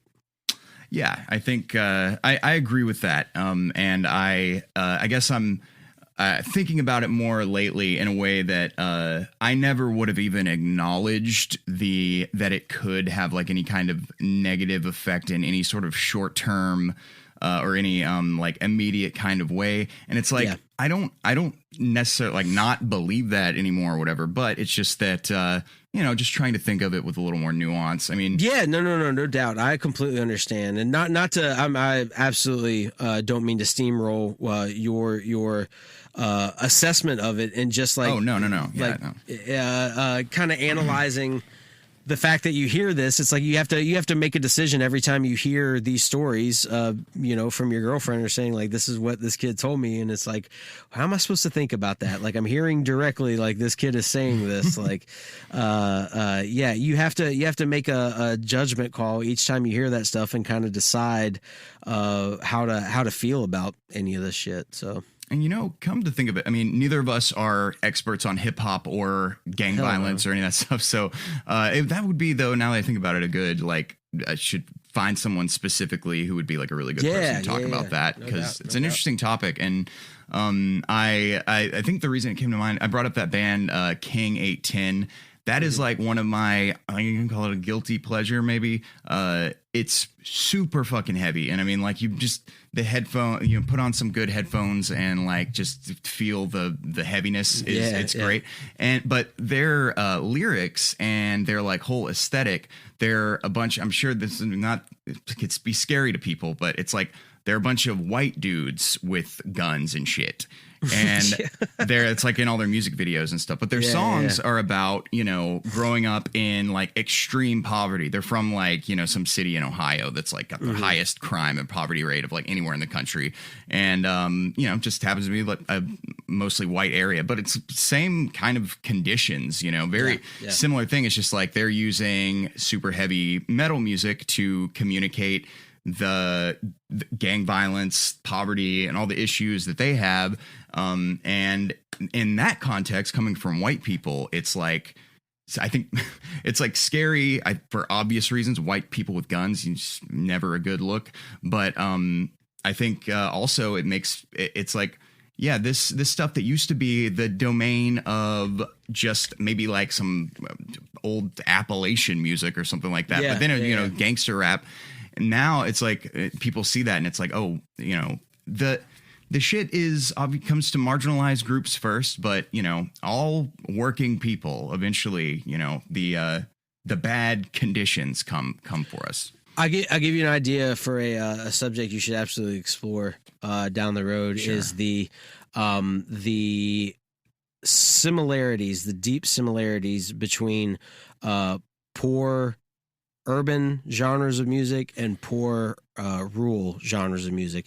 Your country, the violence that is written about, the conditions that are written about, the figuring out a way to make it, provide for your family, the like rap about these subjects and country about these subjects, they're two sides of the same coin. There's so much in common there. You should absolutely do an episode of that podcast you're talking about and explore that. Fuck yeah. No, that's a great idea. I mean, that I did a report on Hank Williams Sr. when I was in college, and that one of the things in the book I read about him was like that he learned to play guitar from a black blues musician as a little kid. And so and that you could just see those come from the same. It's gotten so like corporate now that country, modern country is like all geared toward people who live in the suburbs. And a lot of rap and stuff is too. Yeah. Like a lot of that stuff. It once it becomes as popular as it does, it transforms into a more watered down, palatable version of itself. That's the same thing with rock and roll. Same thing with a lot of like pop punk. Punk. They happened big time with punk. Yeah, in the exactly. 90s, like every genre goes through this, and then you have the backlash to that that spurs subgenres of music, and then you have waves. It's all a pendulum swing. Everything in our society is a pendulum swing and a reaction to a reaction to a reaction to a reaction, so on and so forth, until you get to the very beginning of whatever genre you're talking about. Mm-hmm. Yeah, and I think that, kind of theme with a lot of the stuff we've talked about, a lot of stuff you've said during this chat is like that. Well, besides the context thing, like that, you don't get too bent out of shape about things changing, or something new being introduced to you or whatever. Like, and I don't know. I just think we tend to overblow things in a way that overblow like any kind of changes, and especially just when it comes to like cultural stuff or whatever. We love reacting to stuff, boy. Yeah. we love it. It's our favorite thing in the world. It's like when you see like people who are, even if they're not like expressly or explicitly like white nationalists or whatever, like people who are like concerned about the fact that America is going to be a minority white country in the next 50 years or whatever. It's like, I mean, why would you give a shit about, besides the fact that it's racist and everything? It's just like, don't you know that you're going to die eventually? Like, why do you fucking care? The moment you bring it up, you are telling on yourself. Oh yeah. Like that's just the moment that concern comes out of your mouth, you've admitted to something, whether you realize it or not. And that's just the way it is. Yeah. I have got to pee so bad. And I should really go and do some grading and crap. I'm so sorry. I'm sorry, Hoss. Thank you so much for joining. I was going to try to wrap it up soon anyway, because we've been doing this for 2 hours now. So that'll be a good special episode. Heck yeah. Thanks so much for joining me today, Kristi Yamaguccimane. I'll say all your stuff in the intro, but go ahead and give your pluggables. So you can find me on Twitter at Wapplehouse, WAPPLEHOUSE. And you can follow me there. You can listen to Jort Center, like Sports Center, but with 5 dudes wearing jorts on Saturday mornings. And I poorly explained it towards the beginning of this episode, so if you've made it this far, it's just we talk about whatever we want to each week, and it's just supposed to be a naturally flowing conversation, and it's with 4 of the funniest, sincerest dudes that I know. I love them all. They're good friends, have been good friends of mine for a long time. And you can tell that. I think it really comes across in the episodes how long we've known each other. So give that a listen if you're so inclined. And that's pretty much it. I think just George Center, and follow me on Twitter if you want. And that's pretty much all I'm doing. Well, hell yeah. Wapple House. That was something I remember I wanted to ask you. Where does that come from with the replacing the F's with the P's? So I got banned off of Twitter. My original handle was Crispy Meme Donut, and then I decided to come up with another food related Twitter handle, and WAP was real popular at the time by Megan Thee Stallion and Cardi B. So I just I went with Wapple House, and it just stuck, and that's what everybody knows me as now. Damn, I didn't make that connection. I asked because my dad calls Waffle House. So there you go. Yeah. But it's a natural thing. Again, thanks so much, Mr. Yamaguccimane. My pleasure. Thanks for having me, Hoss. I'll see you on the tweets, and I'll let you know when this is posted, probably in the next 2 weeks or so. Hell yeah. Sounds good, man. All right, man. Appreciate it again. Thank you. Thank you, and have a wonderful night. Later, dog. Peace. Oh, Andrew Tate. Yeah. You're going to get into heaven before anybody else does. Andrew Tate. Really buried the lead this week talking about all this bullshit. It's not sexy enough. It's not sexy enough. As the great Mark Wahlberg said, I figured some shit out. As the great Mark Wahlberg said, I want a jigsaw puzzle.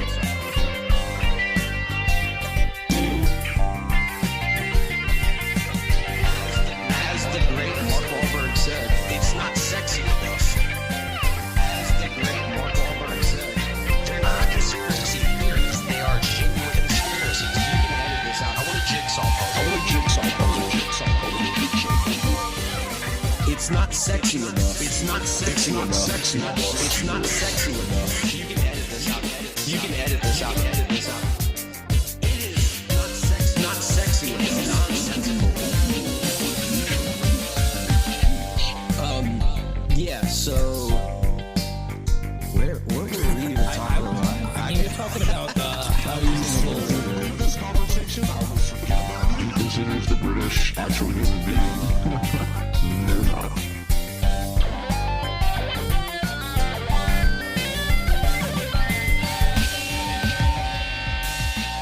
You can edit this out. You can edit this out.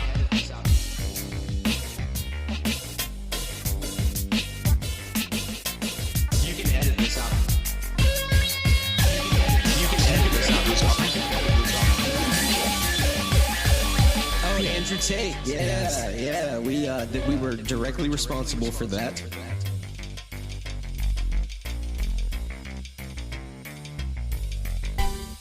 I would like to see the baby. That was quite a doozy there. That was a great episode, and I want to thank Mr. Yamaguccimane for taking the time to schedule with me and do the chat and everything. It was wonderful, wasn't it?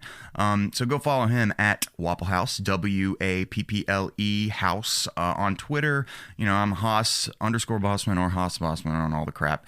Just go to www.hoss.fun for all your Hoss needs. And I've got so much stuff. My YouTube channel, go check that out too, because that's doesn't get as much love as the podcast, and it's arguably more work, even though I spend a lot more time doing the podcast. I don't know what I'm talking about. I love you, and we're gonna play out with a Bandolero song, as we did on the first couple episodes. This one is called Wolves, and actually I might have used this one in I didn't use it on the first one, but I might have used this one in maybe one of his episodes in the past. But I love this song, so that's the one we're gonna do. And I also love you, and I hope you have a wonderful day. Keep your eyes peeled for in the next week or two. I'm gonna come out with a solo episode with more just crap. Oh, and how could I forget? Don't forget to flood the soul of every sentient being you encounter with healing light. Love ya.